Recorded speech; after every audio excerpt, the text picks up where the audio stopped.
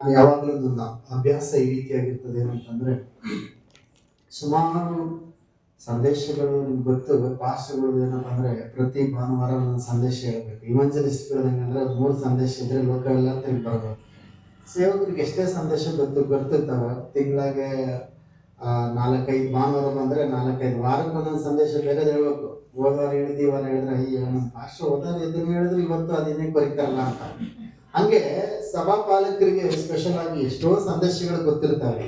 ಹಾಗಂತೇಳಿ ನಮ್ಗೆ ಗೊತ್ತಿದೆ ಅಂತೇಳಿ ಗೊತ್ತಿರೋದೆಲ್ಲ ಹೇಳಕ್ ಆಗಲ್ಲ. ಆಮೇಲೆ ಸೊ ದೇವರು ಏನನ್ನ ಮಾತನಾಡುತ್ತಾನೋ, ದೇವರು ಏನ ಹೇಳ ಬಯಸುತ್ತಾನೋ ಅದನ್ನ ಮಾತ್ರ ನಾವು ಮಾತನಾಡಬೇಕು. ನಾನು ಹೋಗುವಾಗ ಕೆಲವು ಕಡೆ ಹೋಗುವಾಗ ಸ್ಪೆಷಲ್ ಆಗಿ ಪ್ರಾರ್ಥನೆ ಮಾಡ್ತೀನಿ, ದೇವರೇ ನನಗೆ ಗೊತ್ತಿರೋದು ನಾನು ಹೇಳೋದಲ್ಲ ಸ್ವಾಮಿ, ನೀನೇನು ಮಾತನಾಡ್ತೀಯೋ ಅದನ್ನ ನಾನು ಮಾತನಾಡಲಿಕ್ಕೆ ಬಯಸ್ತೇನೆ. ನಾನೊಂದು ಪಾತ್ರೆ ಮಾತ್ರ, ಉಪಯೋಗ ಮಾಡುವವರು ನೀನು ಅಂತೇಳಿ ಪ್ರಾರ್ಥನೆ ಮಾಡುವ ಅಭ್ಯಾಸ ಉಂಟು. ಆಮೇಲೆ ಹಲ್ಲೆಲೂಯಾ. ಸರಿ, ಈ ಸಮಯದಲ್ಲಿ ಸಮಯ ವ್ಯರ್ಥ ಮಾಡದೆ ನೇರವಾಗಿ ಸಂದೇಶದ ಕಡೆಗೆ ಹೋಗುವಾಗ ನಾವು ಇವತ್ತಿನ ಸಂದೇಶದ ಪೀಠಿಕೆ ವಾಕ್ಯವಾಗಿ ಅಂದ್ರೆ ಅದನ್ನ ಮುಖ್ಯ ವಾಕ್ಯವಾಗಿ ಕೀರ್ತನೆ ಗ್ರಂಥ 92ನೇ ಅಧ್ಯಾಯ, ಕೀರ್ತನೆ ಗ್ರಂಥದಿಂದ 92ನೇ ಅಧ್ಯಾಯ 13-14ನೇ ವಚನದಿಂದ ನಾವು ದೇವರ ವಾಕ್ಯ ತೆಗೆದುಕೊಳ್ಳೋಣ. ಯೆಹೋವನ ಆಲಯದಲ್ಲಿ ಸಸಿಗಳಂತೆ ನೆಡಲ್ಪಟ್ಟವರು ನಮ್ಮ ದೇವರ ಅಂಗಳದಲ್ಲಿ ಚೆನ್ನಾಗಿ ಬೆಳೆಯುವರು. ಮುಪ್ಪಿನಲ್ಲಿಯೂ ಫಲಿಸುವರು, ಪುಷ್ಟಿಯಾಗಿದ್ದು ಶೋಭಿಸುವರು. Amen, hallelujah. ಎಲ್ಲರೂ ಜೋರಾಗಿ ಹಲ್ಲೆಲೂಯಾ. ದೇವರ ವಾಕ್ಯದಲ್ಲಿ ನಾವು ನೋಡ್ತೇವೆ, ಯೆಹೋವನ ಆಲಯದಲ್ಲಿ ಸಸಿಗಳಂತೆ ನೆಡಲ್ಪಟ್ಟವರು ನಮ್ಮ ದೇವರ ಅಂಗಳದಲ್ಲಿ ಚೆನ್ನಾಗಿ ಬೆಳೆಯುವರು, ಮುಪ್ಪಿನಲ್ಲಿಯೂ ಫಲಿಸುವರು, ಪುಷ್ಟಿಯಾಗಿದ್ದು ಶೋಭಿಸುವರು ಎಂಬುದಾಗಿ ದೇವರ ವಾಕ್ಯದಲ್ಲಿ ನೋಡ್ತೇವೆ. ಹಾಗಾದ್ರೆ ಇಲ್ಲಿ ದೇವರು ತನ್ನ ಜನರನ್ನ, ತನ್ನ ಮಕ್ಕಳನ್ನ ಯಾವುದಕ್ಕೆ ಹೋಲಿಕೆ ಮಾಡ್ತಾನಂತಂದ್ರೆ ಸಸಿಗಳ ಹಾಗೆ ಎಂಬುದಾಗಿ ಸಸಿಗೆ ದೇವರು ಇಲ್ಲಿ ಹೋಲಿಕೆ ಮಾಡ್ತಾ ಇದ್ದಾನೆ. ಆಮೇಲೆ ಹಲ್ಲೆಲೂಯಾ. ಹಾಗಾದ್ರೆ ದೇವರ ಮಕ್ಕಳಿಗೆ ಗಮನಿಸ್ರಿ, ಇವಾಗ ಯಾರೇ ಒಬ್ಬ ವ್ಯಕ್ತಿ ಒಂದು ವನದಲ್ಲಿ ಉಳುಮೆ ಮಾಡ್ಬೇಕಾದ್ರೆ ಏನೋ ಸುಮ್ಮನೆ ಉದ್ದೇಶ ಇಲ್ಲಂಗೆ, ಕೆಲಸ ಇಲ್ಲಂಗೆ ಸುಮ್ಮನೆ ಹೋಗಿ ಏನೋ ಒಂದು ಸಿಕ್ಕಿದ್ದೆ ಹಾಕಂಗಿಲ್ಲ. ಒಂದು ಉದ್ದೇಶ ಇಟ್ಟು ಅದನ್ನ ಉಳುಮೆ ಮಾಡ್ತಾನೆ. ಒಂದು ಗಿಡವನ್ನು ನೆಡಬೇಕಾದ್ರೆ ಸುಮ್ಮನೆ ನೆಡಂಗಿಲ್ಲ. ಆ ಗಿಡ ನೆಡಬೇಕಾದ್ರೆ, ಆ ಒಂದು ಸಸ್ಯನ್ನ ಪ್ಲಾಂಟೇಶನ್ ಮಾಡಬೇಕಾದ್ರೆ ಅದ್ರ ಮೇಲೆ ಒಂದು ಬಲವಾದ ಉದ್ದೇಶ ಇರ್ತದೆ. ಏನಂತಂದ್ರೆ ಬಹುಶಃ ಅದು ನೆರಳು ಕೊಡುವುದಕ್ಕಾಗಿರ್ಬಹುದು, ಬಹುಶಃ ಅದು ಫಲಗಳನ್ನು ಕೊಡುವುದಕ್ಕಾಗಿರ್ಬಹುದು, ಬಹುಶಃ ಅದು ಹೂಗಳನ್ನು ಬಿಡುವುದಕ್ಕಾಗಿರಬಹುದು. ಹೀಗೆ ಒಂದು ಉದ್ದೇಶದ ಮುಖಾಂತರವಾಗಿ ನೆಡಲ್ಪಟ್ಟಂತ ಸಸಿಯಾಗಿರ್ತದೆ. Amen, hallelujah. ಇವತ್ತು ನನ್ನನ್ನ ಕೇಳೋದಾದ್ರೆ ನೀವು ಯಾರು ಅಂತಂತಂದ್ರೆ, ಯಾಕ್ರಿ ದೇವರ ಸನ್ನಿಧಿಗೆ ಬಂದ್ರಿ, ಯಾಕ್ರಿ ಚರ್ಚಿಗೆ ಬಂದ್ರಿ ಅಂತ ಕೇಳೋದಾದ್ರೆ ಒಬ್ರೆ ಕೆಲವರು ಹೇಳ್ಬೋದು ಈ ರೀತಿಯಾಗಿ, ಏನ್ ಮಾಡೋದು ಸರ್, ನಾವು ಕ್ರೈಸ್ತರ ಹುಟ್ಟಿದ ಮೇಲೆ ಬರ್ಲೇಬೇಕಲ್ಲ, ಬಿಡಲು ಬದುಕು ತಪ್ಪದ ಕತೆ ನಾವು ಬರ್ಲೇಬೇಕಲ್ಲ ಅಂತೀರಾ? ಇಲ್ಲ ಇಲ್ಲ ಇಲ್ಲ, ನೀವಾಗಿ ನೀವು ನೆಡಲ್ಪಡ್ಲಿಲ್ಲ, ನೀವಾಗಿ ನೀವು ಇಲ್ಲಿ ಬೀಳಿಲ್ಲ ಈ ಭೂಮಿಗೆ. ದೇವರು ನಿಮ್ಮನ್ನ ನೆಟ್ಟನು. ಹಲ್ಲೆಲೂಯಾ. ದೇವರು ನಿಮ್ಮನ್ನ ಈ ಸಭೆಯಲ್ಲಿ ನೆಟ್ಟನು. ಹಲ್ಲೆಲೂಯಾ. ನೀವಾಗಿ ನೀವು ಇಲ್ಲಿ ಬರ್ಲಿಲ್ಲ. ದೇವರು ತನ್ನ ಉದ್ದೇಶದ ಮುಖಾಂತರ, ತನ್ನ ಯೋಜನೆ ಮುಖಾಂತರ, ತನ್ನ ಪ್ರಣಾಳಿಕೆ ಮುಖಾಂತರ ಒಂದು ಬಲವಾದ ಉದ್ದೇಶವಿಟ್ಟು ನಿಮ್ಮನ್ನ ಇಲ್ಲಿ ನೆಟ್ಟಿದ್ದಾನೆ. ಪ್ರೇರೆ ಹಲ್ಲೆಲೂಯಾ. ನಾನು ಆಗ್ಲೇ ಹೇಳಿದೆ, ಯಾವುದೇ ಒಂದು ಸಸಿ ನೆಡಲ್ಪಡುವುದಕ್ಕೆ ಅದ್ರ ಹಿಂದೆ ಒಂದು ಬಲವಾದ ಕಾರಣ ಇರ್ತದೆ. ಏನ್ ಗೊತ್ತಾ, ಆ ಸಸಿ ನೆಡಲ್ಪಡುವಾಗ ಅದು ಏನಪ್ಪಾ ಅಂತಂದ್ರೆ ಬೆಳೆದು ಫಲ ಕೊಡಬೇಕು, ಬಹಳ ಫಲ ಕೊಡಬೇಕೆನ್ನುವಂತ ಉದ್ದೇಶದಿಂದ ಅದನ್ನ ಆ ಯಜಮಾನನು ನೆಡಲ್ಪಡುವನಾಗಿರ್ತಾನೆ. ಆಮೇಲೆ ಹಲ್ಲೆಲೂಯಾ. ಹಾಗಾದ್ರೆ ಇವತ್ತು ಅನ್ಕೊಳ್ಬೋದು ನೀವು, ಏನು ಅಕಸ್ಮಾತ್ ನಾವು ದೇವ್ರು ನಂಬಿದ ಅಕಸ್ಮಾತ್, ನಾವು ಕ್ರೈಸ್ತವರಾಗಿ ಹುಟ್ಟಿದ್ದು ಅಕಸ್ಮಾತ್, ಏನೋ ಇದೆಲ್ಲ ಅಕಸ್ಮಾತ್ ಆಗಿ ನಡೆಯೋದು ಇಲ್ಲ. ಅಕಸ್ಮಾತ್ ಆಗಿ ಯಾವುದು ನಡೆದಿಲ್ಲ, ದೇವರ ಯೋಜನೆ ಮುಖಾಂತರವಾಗಿ ನೆಡಲ್ಪಟ್ಟಿದೆ. ಆಮೇಲೆ ಹಲ್ಲೆಲೂಯಾ. ಎಲ್ಲವೂ ದೇವರ ಸಂಕಲ್ಪದ ಒಳಗಡೆ ಇದೆ, ಎಲ್ಲವೂ ದೇವರ ಪ್ಲಾನ್ ಮುಖಾಂತರವಾಗಿ ನಡೆಯಲ್ಪಟ್ಟಿದೆ. ಆಮೇಲೆ ಹಲ್ಲೆಲೂಯಾ. ಇವತ್ತು ದೇವರ ಮಕ್ಕಳೇ ಒಂದು ವಿಷಯವನ್ನು ಹೇಳ್ತೀನಿ, ನಿಮ್ಮನ್ನ ದೇವರು ನಟ್ಟಿದ್ದಾನೆ. ನೀವಾಗಿ ನೀವು ದೇವರನ್ನು ನಂಬಲಿಲ್ಲ, ನೀವಾಗಿ ನೀವು ಭೂಮಿಗೆ ಬರಲಿಲ್ಲ, ನೀವಾಗಿ ನೀವು ಆಲಯಕ್ಕೆ ಬರಲಿಲ್ಲ. ದೇವರವಾಗಿ ಹೀಗೆ ಹೇಳ್ತದೆ, ನನ್ನ ತಂದೆಯು ಎಳೆಯದ ಹೊರತು ಯಾರು ನನ್ನ ಬಳಿಗೆ ಬರಲಾರರು. ಹಲ್ಲೆಲೂಯಾ. ಇವತ್ತು ನೀವು ಅನ್ಕೊಳ್ಬಹುದು, ನಾನು ಅಕಸ್ಮಾತ್ ಆಗೆಲ್ಲ ದೇವರು ನನ್ನನ್ನು ಏನೋ ಒಂದು ಉದ್ದೇಶವನ್ನಿಟ್ಟು ನೆಟ್ಟಿದ್ದಾನೆ. ಹಲ್ಲೆಲೂಯಾ. ಹಾಗಾದ್ರೆ ಗಮನಿಸ್ರಿ, ಯಾವುದೇ ಒಂದು ಸಸಿ, ಈಗ ಉದಾಹರಣೆ ಪ್ಲಾಂಟೇಶನ್ ಮಾಡುವಂತ ವ್ಯಕ್ತಿ ಸಸ್ಯನ ನೆಡ್ತಾನೆ. ಸಸ್ಯನ ನೆಟ್ಟಾಗ ಅದಕ್ಕಾದಂತ ಒಂದು ಅದಕ್ಕೆ ಬೇಕಾದಂತ ಒಂದು ಏನ್ ಮುಂದೆ ಏನೇನು ಬೇಕಾಗ್ಬೋದು, ಬಹುಶಃ ಗೊಬ್ಬರವಾಗಿರ್ಬೋದು, ನೀರಾಗಿರ್ಬೋದು, ಅದು ಕುರಿತಾದಂತ ಎಲ್ಲವೂ ಆತನ ತಲೆಯಲ್ಲಿ ಇರ್ತದೆ. ಪ್ರೇರೆ, ಆಮೇಲೆ ಹಲ್ಲೆಲೂಯಾ. ಮತ್ತು ದೇವ್ರ ಮಕ್ಕಳ, ದೇವರು ನಿಮ್ಮನ್ನ ಇಲ್ಲಿ ನೆಟ್ಟಿದ್ದಾನೆ, ನೀವು ಆಳವಾಗಿ ಬೇರೂರಬೇಕು. ಹಲ್ಲೆಲೂಯಾ. ಯಾಕಂದ್ರೆ ಒಬ್ಬ ವ್ಯಕ್ತಿ ಫಲ ಕೊಡ್ಬೇಕಪ್ಪ ಅಂತಂದ್ರೆ, ನೀವು ನನಗೆ ಗೊತ್ತು, ಯಾರು ಬೇರು ಆಳವಾಗಿ ಇಳಿಯೋದಿಲ್ವೋ, ಯಾರು ದೇವರ ಆಲಯದಲ್ಲಿ ನೆಲೆಗೊಳ್ಳೋದಿಲ್ವೋ, ಯಾರು ದೇವರಲ್ಲಿ ನೆಲೆಗೊಳ್ಳೋದಿಲ್ವೋ, ಅವರು ಹಚ್ಚ ಹಸಿರಾಗಿ ಕಾಣಿಸಿದ್ರು ಕೂಡ ನಂತರವಾಗಿ ಒಣಗಿ ಹೋಗೋದನ್ನು ನೋಡ್ತೇವೆ. ನೀವು ಕೆಲವು ನೋಡ್ತೀರಿ, ಕೆಲವು ದಿವಸ ಆಲಯಕ್ಕೆ ಬರ್ತಾರೆ, ಕೆಲವು ದಿವಸ ಚರ್ಚಿಗೆ ಬರ್ತಾರೆ, ಕೆಲವು ದಿವಸ ಆತ್ಮಿಕ ಜೀವನದಲ್ಲಿ ಇರ್ತಾರೆ, ಬರ್ತಾ ಬರ್ತಾ ಬರ್ತಾ ಬಿಟ್ಟು ಬಿಡ್ತಾರೆ. ಇನ್ನು ಕೆಲವರು ಅಲ್ಲಿ ಸ್ವಲ್ಪ ದಿವಸ, ಇಲ್ಲಿ ಸ್ವಲ್ಪ ದಿವಸ, ಅಲ್ಲಿ ಸ್ವಲ್ಪ ದಿವಸ ಹೈದರಾಬಾದ್, ಸ್ವಲ್ಪ ದಿವಸ ಮುಂಬೈ, ಸ್ವಲ್ಪ ದಿವಸ ಆ ಊರು, ಸ್ವಲ್ಪ ದಿವಸ ಈ ಊರು, ಲಾಸ್ಟ್ಗೆ ಎಲ್ಲದರ ಅಂತಂದ್ರೆ ಅಡ್ರೆಸ್ ಇರಂಗಿಲ್ಲ. ಹಲ್ಲೆಲೂಯಾ. ನಿಜವಾಗ್ಲೂ ಹೇಳ್ತೀನಿ, ನಾನು ಕಂಡಂತದ್ದನ್ನು ಹೇಳ್ತೀನಿ. ಒಂದು ಸಸಿ ಇಲ್ಲಿ ನೆಟ್ಟು ಸ್ವಲ್ಪ ದಿವಸ ಬಿಡ್ರಿ, ಮತ್ತೆ ಕೇಳ್ರಿ ಅಲ್ಲಿ ನೆಡ್ರಿ, ಇಲ್ಲಿ ನೆಟ್ಟು ಮತ್ತೆ ಅಲ್ಲಿ ಕಿತ್ತು, ಅಲ್ಲಿ ನೆಟ್ಟು ಇಲ್ಲಿ ಕಿತ್ತು, ಇಲ್ಲಿ ನೆಟ್ಟು ಅಲ್ಲಿ ಕಿತ್ತು, ಹಿಂಗ ಮಾಡಿದ್ರೆ ಬೆಳೀತಾ ಬೆಳೀತಾ ಬೆಳೀತಿರ್ಬೇಕಾದ್ರೆ ಅದು ಫಲ ಕೊಡೋದಿಲ್ಲ. ಹಲ್ಲೆಲೂಯಾ. ದೇವ್ರ ಮಕ್ಕಳಿಗೆ ಗಮನಿಸ್ರಿ, ಇವತ್ತು ಅನೇಕ ಜನರು ಸಾಮಾನ್ಯವಾಗಿ ಮಾತನಾಡ್ಬೇಕಾದ್ರೆ, ನಾನು ಯಾವಾಗ್ಲೂ ನಮ್ಮ ಕೆಲಸಗಾರರು ನಮ್ಮ ಸಭೆಯಿಂದಾಗ್ಲಿ ಅಥವಾ ಎಲ್ಲಾನು ಹೋಗ್ತಿರ್ಬೇಕಾದ್ರೆ ಅವ್ರಿಗೆ ಹೇಳುವಾಗ ನಾನು ಒಂದೇ ಮಾತು ಹೇಳ್ತೀನಿ, ಏನ್ ಗೊತ್ತಾ, ನೀವು ಮೆಗಾ ಚರ್ಚ್ ಹುಡ್ಕೊಂಡು ಹೋಗ್ಬೇಡ್ರಿ ಅಂತ ಹೇಳ್ತೀನಿ. ಸ್ತೋತ್ರ. ಯಾಕಂತಂದ್ರೆ ನನಗೆ ಗೊತ್ತು, ಕೆಲವ್ರು ಏನಪ್ಪ ಗುಂಪು ನೋಡಿ ಜಾತ್ರೆಗೆ ಗುಂಪನಿ ಗೋವಿಂದ ಅನ್ನೋರು ಬಹಳ ಜನ ಇದ್ದಾರೆ. ಅದಕ್ಕೆ ನಾನು ಬೆಂಗಳೂರಿಗೆ ಹೋದ್ರೆ ನಾನು ಹೇಳ್ತೀನಿ, ಕೆಲವರು ಅಂದ್ರೆ ಹಂಗಂತೇಳಿ ಎಲ್ಲ ತಪ್ಪಂತ ನಾನು ಹೇಳ್ತಾ ಇಲ್ಲ. ಸೊ ಚಿಕ್ಕದಾಗಿದ್ರು ಪರವಾಗಿಲ್ಲ, ಅಲ್ಲಿ ಆತ್ಮಿಕತೆ ಇದೆಯಾ, ಅಲ್ಲಿ ಭಾರ ಇದೆಯಾ, ಅಲ್ಲಿ ದರ್ಶನ ಇದೆಯಾ, ಅಲ್ಲಿ ನೀವು ನಿಲ್ರಿ. ಚಿಕ್ಕದಾಗಿರುವಾಗ ಅಲ್ಲಿ ಸೇವಕರು ನಿಮ್ಮನ್ನು ಬಂದು ಮಾತಾಡಿಸ್ತಾರೆ, ನಿಮ್ಮನ್ನು ಕೇರ್ ಮಾಡ್ತಾರೆ. ಅದಕ್ಕೆ ನಿಮ್ಮನ್ನ ದೇವರು ನೆಲೆಗೊಳಿಸುವ ಸ್ಥಳಗಳಲ್ಲಿ ನೀವು ನೆಲೆಗೊಳ್ರಿ ಅಂತೇಳಿ ನಾನು ಹೇಳಿರುವುದುಂಟು. ಆಮೇಲೆ ಹಲ್ಲೆಲೂಯಾ. ದೇವ್ರ ಮಕ್ಕಳಿಗೆ ಗಮನಿಸ್ರಿ, ದೇವರು ನಮ್ಮನ್ನ ನೆಟ್ಟಿದ್ದಾನೆ. ಹಾಗಾದ್ರೆ ನಾವಾಗಿ ನಾವು ಬರಲಿಲ್ಲ, ದೇವರ ಸಂಕಲ್ಪದ ಮೇರೆಗೆ ನಾವು ನೆಡಲ್ಪಟ್ಟಿದ್ದೇವೆ. ಆಮೇಲೆ ಹಲ್ಲೆಲೂಯಾ.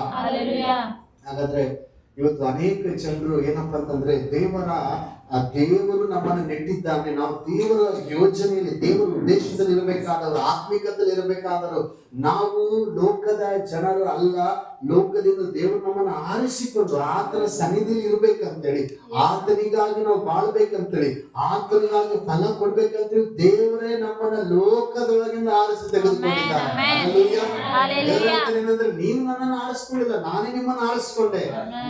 ಲೋಕ ನಿಮ್ಮನ್ನ ದ್ವೇಷ ಮಾಡ್ತದೆ. ಬಹುಶಃ ಲೋಕ ನೀವು ತನ್ನ ಕಡೆಯವರಾಗಿದ್ರೆ ನಿಮ್ಮ ಮೇಲೆ ಮಮತೆ ಇಡ್ತಿತ್ತು, ಪ್ರೀತಿ ಮಾಡ್ತಾ ಇತ್ತು.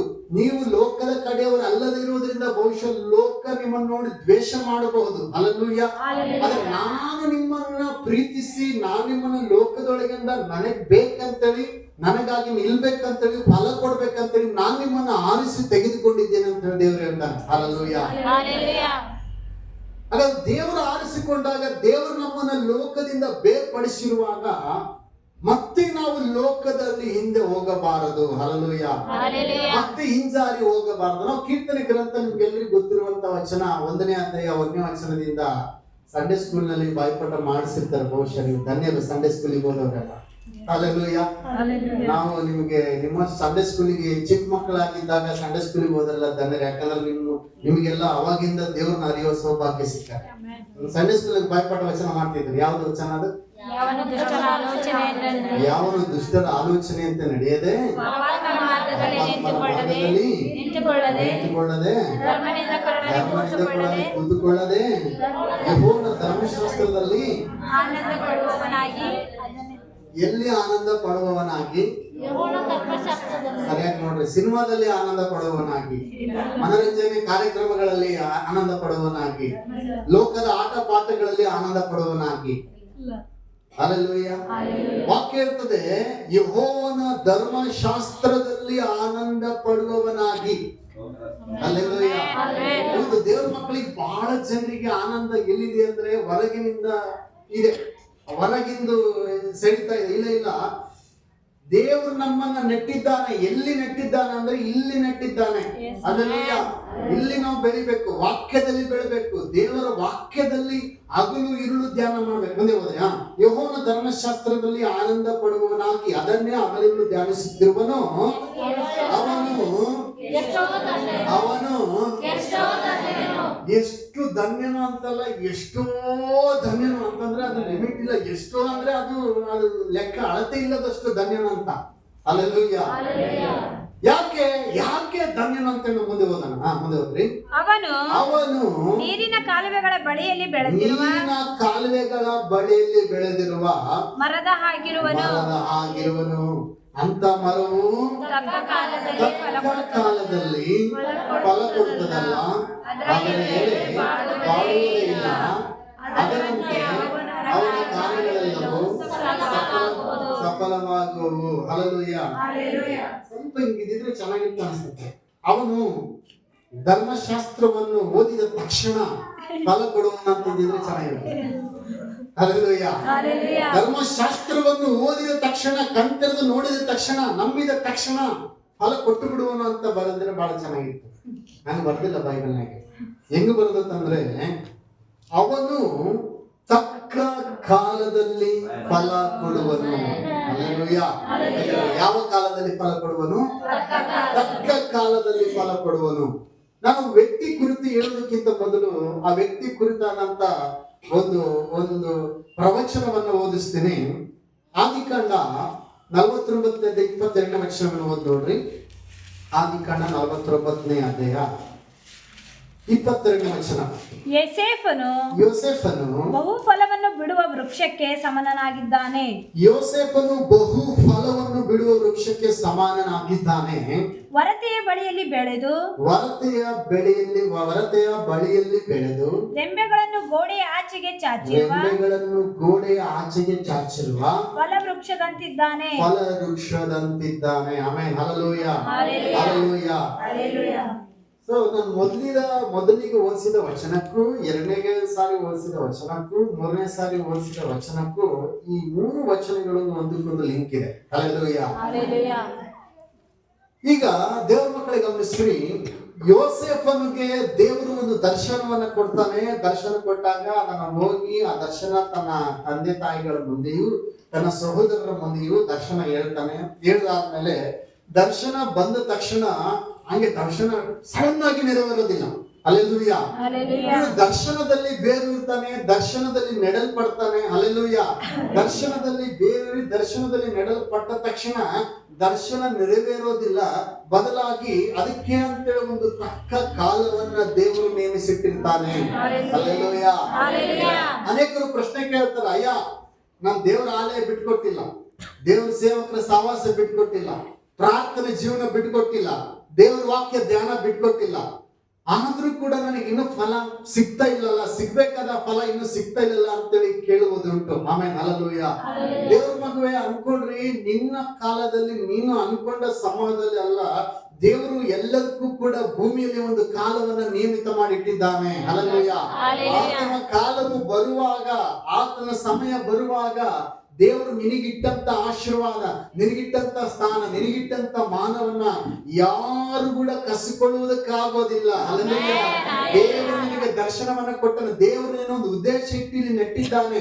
ಈ ಭೂಮಿ ಮೇಲೆ ನೆಟ್ಟಿದ್ದಕ್ಕೆ, ನೀನು ದೇವರನ್ನ ನಂಬಿದ್ದಕ್ಕೆ, ಈಗ ದೇವರ ಮೇಲೆ ವಿಶ್ವಾಸ ಇಟ್ಟು ದೇವರನ್ನ ಆರಾಧನೆ ಮಾಡ್ತಿರುವುದಕ್ಕಾಗಿ ದೇವರಿಗೊಂದು ಬಲವಾದ ಉದ್ದೇಶವಿದೆ. ಹಲ್ಲೆಲೂಯಾ. ದೇವರು ಕರೆದ ನಿನ್ನನ್ನ ದೇವರು ಸುಮ್ಮನೆ ಬಿಡುವುದಕ್ಕಾಗಿ ದೇವರು ಕರೆದಿಲ್ಲ. ನಿನ್ನನ್ನ ಕೇವಲ ಬರೀ ಹಿಂಸೆ, ಅವಮಾನಗಳನ್ನ, ಅಪಹಾಸ್ಯಗಳನ್ನ ಅನುಭವಿಸುವುದಕ್ಕಾಗಿ ದೇವರು ಕರೆದಿಲ್ಲ. ಬದಲಾಗಿ ಆತನಿಗಾದಂತ ಒಂದು ಬಲವಾದ ಉದ್ದೇಶ ಇದೆ. ಆ ಉದ್ದೇಶ ಯಾವಾಗ ನೆರವೇರ್ತದಂದ್ರೆ ನಮ್ಮ ಸಮಯದಲ್ಲಿ ಅಲ್ಲ, ಆತನು ನೇಮಿಸಿದಂತ ಆತನ ಸಮಯ ಬರುವಾಗ ತಕ್ಕ ಕಾಲದಲ್ಲಿ ನೀನು ಫಲಿಸುವ ವ್ಯಕ್ತಿಯಾಗಿರ್ತೀಯ. ಹಲ್ಲೆಲೂಯಾ. ಯಾರು ದೇವರ ಧರ್ಮಶಾಸ್ತ್ರವನ್ನ ಓದ್ತಾರೋ, ಯಾರು ದೇವರ ಸನ್ನಿಧಿಯಲ್ಲಿ ನೆಡಲ್ಪಡ್ತಾರೋ ಅವರು ಬೆಳೀತಾರೆ. ಹೇಗೆ ಬೆಳೀತಾರೆ? ತಕ್ಕ ಕಾಲದಲ್ಲಿ ಫಲ ಕೊಡ್ತಾರೆ. ಯಾವ ಕಾಲದಲ್ಲಿ ಫಲ ಕೊಡ್ತಾರಂತೆ? ತಕ್ಕ ಕಾಲದಲ್ಲಿ ಫಲ ಕೊಡ್ತಾರೆ. ಇಲ್ಲ ತಕ್ಷಣ ಬರಬೇಕು ಬೆಳೆ ಅಂದ್ರೆ ಆಗಂಗಿಲ್ಲ. ನಮ್ಮ ಸೈಡ್ ಎಲ್ಲ ಅಡಿಕೆ ಗಿಡ ಹಾಕ್ತಾರೆ. ನಮ್ಮ ದಾವಣಗೆರೆ ಸೈಡ್ ಎಲ್ಲ ಆ ಕಡೆ ನೋಡುವಾಗ ಕೆಲವು ಆ ಕಡೆ ಸೈಡ್ ಎಲ್ಲ ಹೋಗಿ ನೋಡಿದ್ರೆ ಶಿವಮೊಗ್ಗ, ದಾವಣಗೆರೆ ಆ ಕಡೆ ಎಲ್ಲ ಹೋದ್ರೆ ಅಡಿಕೆ ಗಿಡದ ಏನಪ್ಪಾ ಅಂದ್ರೆ ಈ ವರ್ಷ ನೆಟ್ರೆ ಬರೋ ವರ್ಷ ಫಲ ಬರಂಗಿಲ್ಲ. ಹಲ್ಲೆಲೂಯಾ. ಈ ವರ್ಷ ನೆಟ್ಟು ಎಲ್ಲ ಅವನು ಕೊಯ್ತದ ನಾನು ಕೊಯ್ಬೇಕಂದ್ರೆ ಹಂಗ ಬರಂಗಿಲ್ಲ. ಅದಕ್ಕೆ ಆದಂತ ಒಂದು ಸಮಯ ಇರ್ತದೆ, ಸುಮಾರು 7 ವರ್ಷಗಳ ಕಾಲ. ಹಲ್ಲೆಲೂಯಾ. 7 ವರ್ಷಗಳ ಕಾಲ ಗಿಡಕ್ಕೆ ನೀರು ಹಾಕ್ತಾನೆ ಇರಬೇಕು. 7 ವರ್ಷ ಆದ್ಮೇಲೆ ಆ ಗಿಡ ಬೆಳೀತದೆ. ಬೆಳೆದ ಮೇಲೆ ಅದು ಫಲ ಕೊಡ್ತದೆ. ಫಲ ಕೊಟ್ಟಾಗ ಈ ಬೇರೆ ಮೆಕ್ಕೆತೆನೆ ಹಾಕಿದರೆಲ್ಲ 7 ವರ್ಷನೂ ತಗೊಂಡಿರ್ತಾರಲ್ಲ, ಈ ಮೆಕ್ಕೆತೆನೆ, ಬೇರೆ ಜೋಳ, ಅವು ತೊಗರಿ, ಅವು ಇವು ಹಾಕಿದಾರಲ್ಲ, ಅವು 7 ವರ್ಷದ್ದು ಇನ್ನು 7 ವರ್ಷಕ್ಕೂ ಸೇರಿ ಎಷ್ಟು ಕೌಂಟ್ ಆಗ್ತದೋ ಅಷ್ಟು ಒಂದೇ ವರ್ಷದಾಗೆ 7ನೇ ವರ್ಷದಿಂದ ಫಲ ಬರಕ್ಕೆ ಸ್ಟಾರ್ಟ್ ಆಗ್ತದೆ. 7 ವರ್ಷ ಇವರು ಏನು ಇದು ಮಾಡಿದ್ದು, ಒಂದೇ ವರ್ಷದಲ್ಲಿ ಆ ಅಡಿಕೆ ಗೊನೆ ಇಡಿಸಿ ಅದನ್ನ ಮಾರಾಟ ಮಾಡಿದಾಗ ಅಷ್ಟು 7 ವರ್ಷ ಇವರು ದುಡಿದಕ್ಕಿಂತಲೂ ಹೆಚ್ಚಾಗಿ ಇವರಿಗೆ ಸಿಗುವುದಕ್ಕೆ ಪ್ರಾರಂಭವಾಗ್ತದೆ. ಆಮೇಲೆ ಹಲ್ಲೆಲೂಯಾ. ಹಾಗಾದ್ರೆ ನೀವು ಕೇಳ್ಬೋದು, ಪಾಸ್ಟರ್ ಇದೇನಿದೆ ಲೆಕ್ಕಾಚಾರ ಹಿಂಗೆ? ಮೆಕ್ಕೆತೆನೆ ಮಾತ್ರ ವರ್ಷ ಫಲ ಬರ್ತದೆ, ಈ ಅಡಿಕೆ ಗಿಡಕ್ಕೆ ಯಾಕೆ ಮಾತ್ರ 7 ವರ್ಷಕ್ಕೆ ಒಂದ್ಸರಿ, 7 ವರ್ಷ ಆದ್ಮೇಲೆ ಫಲ ಬರ್ತದೆ ಅಂದ್ರೆ ಅದು ದೇವರು ಮಾಡಿದ ನಿಯಮ. ಹಲ್ಲೆಲೂಯಾ. ಏನು ಮಾಡಕ್ಕಾಗಲ್ಲ. ನಿನ್ನೆ ಮನೆ ಬಂದ ನೋಡ್ರಿ ಹೆಂಗಾಗ್ಬಿಟ್ಟನೆ, ನಾವು ನೋಡ್ರಿ ಎಷ್ಟು ವರ್ಷ ಆಯ್ತು ಹಿಂಗೆ ಇದೀವಿ. ಇಲ್ಲ, ನೀನು ನಿಜವಾಗ್ಲೂ ನೆಡಲ್ಪಟ್ಟಿದ್ರೆ, ಹಲ್ಲೆಲೂಯಾ, ನೀನು ನಿಜವಾಗ್ಲೂ ದೇವರ ವಾಕ್ಯದಲ್ಲಿ ಬೇರೂರಿದ್ರೆ ಖಂಡಿತವಾಗಿ ನೀನೊಂದು ದಿವಸ ಫಲ ಕೊಡ್ತೀಯ. ನೀನು ಕೊಡುವಂತ ಫಲ ಈ ತರ ಇರ್ತದೆ, ಅದು ಸಾಧಾರಣವಾದ ಫಲವಾಗಿರುವುದಿಲ್ಲ, ಅನೇಕರ ಕಣ್ಣುಗಳು ಆಶ್ಚರ್ಯ ಪಡುವಂತ ಫಲವಾಗಿದೆ. ಹಲ್ಲೆಲೂಯಾ. ಹಾಗಾದ್ರೆ ದೇವರ ಮಕ್ಕಳೇ, ದರ್ಶನವನ್ನ ದೇವರು ಯೋಸೇಫನಿಗೆ ಕೊಟ್ಟನು. ಯೋಸೇಫನು ದರ್ಶನದಲ್ಲಿ ನೆಡಲ್ಪಟ್ನು, ಆಲಯದಲ್ಲಿ ನೆಡಲ್ಪಟ್ನು, ಅಂದ್ರೆ ದೇವರಲ್ಲಿ ನೆಡಲ್ಪಟ್ನು, ಬೇರೂರಿದ್ದು. ಹಾಗಾದ್ರೆ ಬೇರೂರಿದ ತಕ್ಷಣ ಅದು ಬೆಳೀತಿರ್ಬೇಕಾದ್ರೆ ಅನೇಕ ಒತ್ತಡಗಳು ಪ್ರಾರಂಭವಾದವು. ಒಂದು ಗಿಡ ಭೂಮಿಯಲ್ಲಿ ಬಿದ್ದು ಒಂದು ಫಲ ಕೊಡ್ಬೇಕಾದ್ರೆ ಕೆಲವು ಒತ್ತಡಗಳನ್ನ ದಾಟ್ಕೊಂಡು ಬರ್ಲೇಬೇಕು. ಹಲ್ಲೆಲೂಯಾ. ನೀವು ದೇವ್ರ ಮೇಲೆ ನಂಬಿಕೆ ಇಟ್ಟಿದ್ಯಾ, ನೀನು ಬೆಳೆದು ಬರ್ತಾ ಇರ್ಬೇಕಾದ್ರೆ ಕೆಲವು ಒತ್ತಡಗಳು ಬರ್ತವೆ. ಬಹುಶಃ ಸ್ವಂತದವರಿಂದ ಬರ್ಬೋದು, ಕುಟುಂಬದವರಿಂದ ಬರ್ಬೋದು, ಸ್ನೇಹಿತರಿಂದ ಬರ್ಬೋದು, ಹಲ್ಲೆಲೂಯಾ, ಬಂಧು ಮಿತ್ರರಿಂದ ಬರ್ಬೋದು. ನೀನು ಯಾಕೆ ಯೇಸು ಸ್ವಾಮಿ ನಂಬಿದಿ, ಯಾಕೆ ಪ್ರಾರ್ಥನೆಗೆ ಹೋಗ್ತೀಯಾ, ಯಾಕೆ ಚರ್ಚಿಗೆ ಹೋಗ್ತೀಯಾ ಅಂತ ಅನೇಕ ವಿಧದಲ್ಲಿ ಬರಬಹುದು. ಹಲ್ಲೆಲೂಯಾ. ಅದು ಒತ್ತಡದ ಮಧ್ಯದಲ್ಲಿ ನೀನು ಬೆಳೆದು ಬರಬೇಕು. ಹಲ್ಲೆಲೂಯಾ. ಒತ್ತಡದ ಮಧ್ಯದಲ್ಲಿ ನೀನು ಬೆಳೆದು ಬರ್ತಿರ್ಬೇಕಾದ್ರೆ ಈಗ ಒತ್ತಡಗಳು ಇರ್ತವೆ, ಆದ್ರೆ ನೀನು ಅದರ ಮಧ್ಯದಲ್ಲಿ ಬೆಳೀತಾ ಇರಬೇಕಾದ್ರೆ ಖಂಡಿತವಾಗಿ ಒಂದು ದಿವಸ ನೀನು ಫಲ ಕೊಡುವ ವ್ಯಕ್ತಿ ಆಗ್ತೀಯ. ಹಾಗಾದ್ರೆ ನಾನು ಯೋಚನೆ ಮಾಡಿದೆ, ಯೋಸೇಫನು ಫಲ ಕೊಡುವ ವೃಕ್ಷವಾದನು. ಹಲ್ಲೆಲೂಯಾ. ಎಂತ ಅಂತಂದ್ರೆ ಭಯಂಕರವಾದ ಅದರ ಬಗ್ಗೆ ಹೇಳ್ತದೆ ಏನಂತಂದ್ರೆ, ರೆಂಬಗಳನ್ನು ಗೋಡೆಯ ಆಚೆಗೆ ಚಾಚಿರುವ ಫಲವೃಕ್ಷದಂತಿದ್ದಾನೆ, ಬಹು ಫಲ ಬಿಡುವ ವೃಕ್ಷಕ್ಕೆ ಸಮಾನನಾಗಿದ್ದಾನೆ ಅಂತ ಹೇಳ್ಬೇಕಾದ್ರೆ, ಅಂದ್ರೆ ಅಷ್ಟು ಹೆಚ್ಚಾಗಿ ಯೋಸೇಫನು ಫಲ ಬಿಡ್ಬೇಕಾದ್ರೆ ಯೋಸೇಫನಿಗೆ ಬಂದಂತ ಒತ್ತಡಗಳು 1 2? ಹಲ್ಲೆಲೂಯಾ. ಎಷ್ಟು ಬಂದವು ಯೋಸೇಫನಿಗೆ ಒತ್ತಡಗಳು? 1 ಬಂದವ, 2 ಬಂದವ? ಅನೇಕ ಒತ್ತಡಗಳು ಬಂದವು. ಆಮೇಲೆ ಹಲ್ಲೆಲೂಯಾ. ಸ್ವಂತ ಸಹೋದರರು ಬಟ್ಟೆಯನ್ನ ಬಿಚ್ಚುವ ಹಾಗೆ ಹೊಡೆದು ಅವನನ್ನ ಗುಂಡಿಯಲ್ಲಿ ಹಾಕಿ ಲಾಸ್ಟಿಗೆ ಮತ್ತೆ ಅವನ ಮಾರಾಟ ಮಾಡಿ ಅವರ ಅಪ್ಪಗೆ ಆ ಅಂಗಿನ ಯಾವ್ದೋ ಒಂದು ರಕ್ತದಾಗೆ ಅದ್ದಿ ಅವ್ರ ಅಪ್ಪಗೆ ತೋರಿಸ್ತಾರೆ. ಸಿಂಹ ಹುಲಿ ಬಂದು ತಿಂದೋಗ್ಬಿಡ್ತು ಮಗನ ಅಂತ ಕಳ್ಸಿಕೊಡ್ತಾರೆ. ಹಲ್ಲೆಲೂಯಾ. ಅಪ್ಪ ಮತ್ತೆ ಬಿಡ್ತಾನೆ, ನನ್ನ ಮಗನ ಯಾವ್ದೋ ಹುಲಿನೋ ಸಿಂಹನ ತಿಂದದ ಅಂತೇಳಿ. ಅಲ್ಲಿ ಹೋದ್ರೆ ಅವನು ಸೆಂಟ್ ಬಾಟ್ಲಿ ಮಾರನಿಗೆ ಮಾರ್ಬಿಡ್ತಾರೆ. ಆ ಸೆಂಟ್ ಬಾಟ್ಲಿ ಮಾರ ಸಾಬಾಣ ತಗೊಂಡೋಗಿ ಯಾರಿಗ್ ಮಾರ್ತಾನೆ ಅಂದ್ರೆ ಪೋಟಿಫರ್ನಿಗೆ ಮಾರ್ತಾನೆ. ಹಲ್ಲೆಲೂಯಾ. ಪೋಟಿಫರ್ನಿಗೆ ಮಾರಿದ್ರೆ ಪೋಟಿಫರ್ನ ಮನೆಯಲ್ಲಿ ಕೆಲಸ ಮಾಡ್ತಿರ್ತಾನೆ. ಅಲ್ಲಿ ಎಲ್ಲ ವಿಷಯದಲ್ಲಿ ಅವನು ನಂಬಿಗಸ್ತನಾಗಿ ಕೆಲಸ ಮಾಡ್ತಿರ್ತಾನೆ. ಅದ್ರ ಮಧ್ಯದಲ್ಲಿ ಮತ್ತೊಂದು ಒತ್ತಡ ಬರ್ತದೆ. ಅಲ್ಲಿ ಪೋಟಿಫರ್ನ ಹೆಂಡತಿ ಅವನ ಮೇಲೆ FIR ಕೇಸ್ ಮಾಡ್ತಾರೆ. ಹಲ್ಲೆಲೂಯಾ. ಅಲ್ಲಿ FIR ಕೇಸ್ ಅಂದ್ರೆ ಮತ್ತೆ ಅಲ್ಲಿಂದ ಅವ್ರು ಜೈಲಿಗೆ ಹೋಗ್ಬೇಕಾದ ಪರಿಸ್ಥಿತಿ ಬರ್ತದೆ. ಈಗ ಏನು ಅಂತ ನೆನೆಸ್ಕಿ ನೋಡಿದಾಗ ಯೋಸೇಫನಿಗೆ ಏನಪ್ಪ ಇದು ಎಲ್ಲ ಉಲ್ಟಾ ಇತ್ತಲ್ಲ.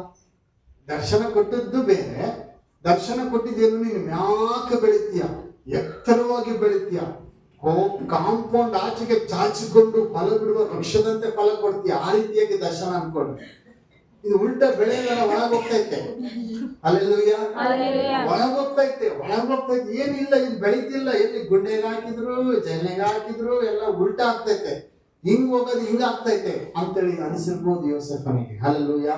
ಆದ್ರೂ ಕೂಡ ಅವನಿಗೆ ಗೊತ್ತಿತ್ತು, ದರ್ಶನ ಕೊಟ್ಟ ದೇವರು ನಂಬಿಗಸ್ತ. ಸಮಯ ಬರ್ತದೆ, ಆತರು ನೇಮಿಸಿದ ಸಮಯ ಬರ್ತದೆ. ಆತನ ಇಟ್ಟುಕೊಂಡಂತ ಒಂದು ಕಾಲ ಬರ್ತದೆ.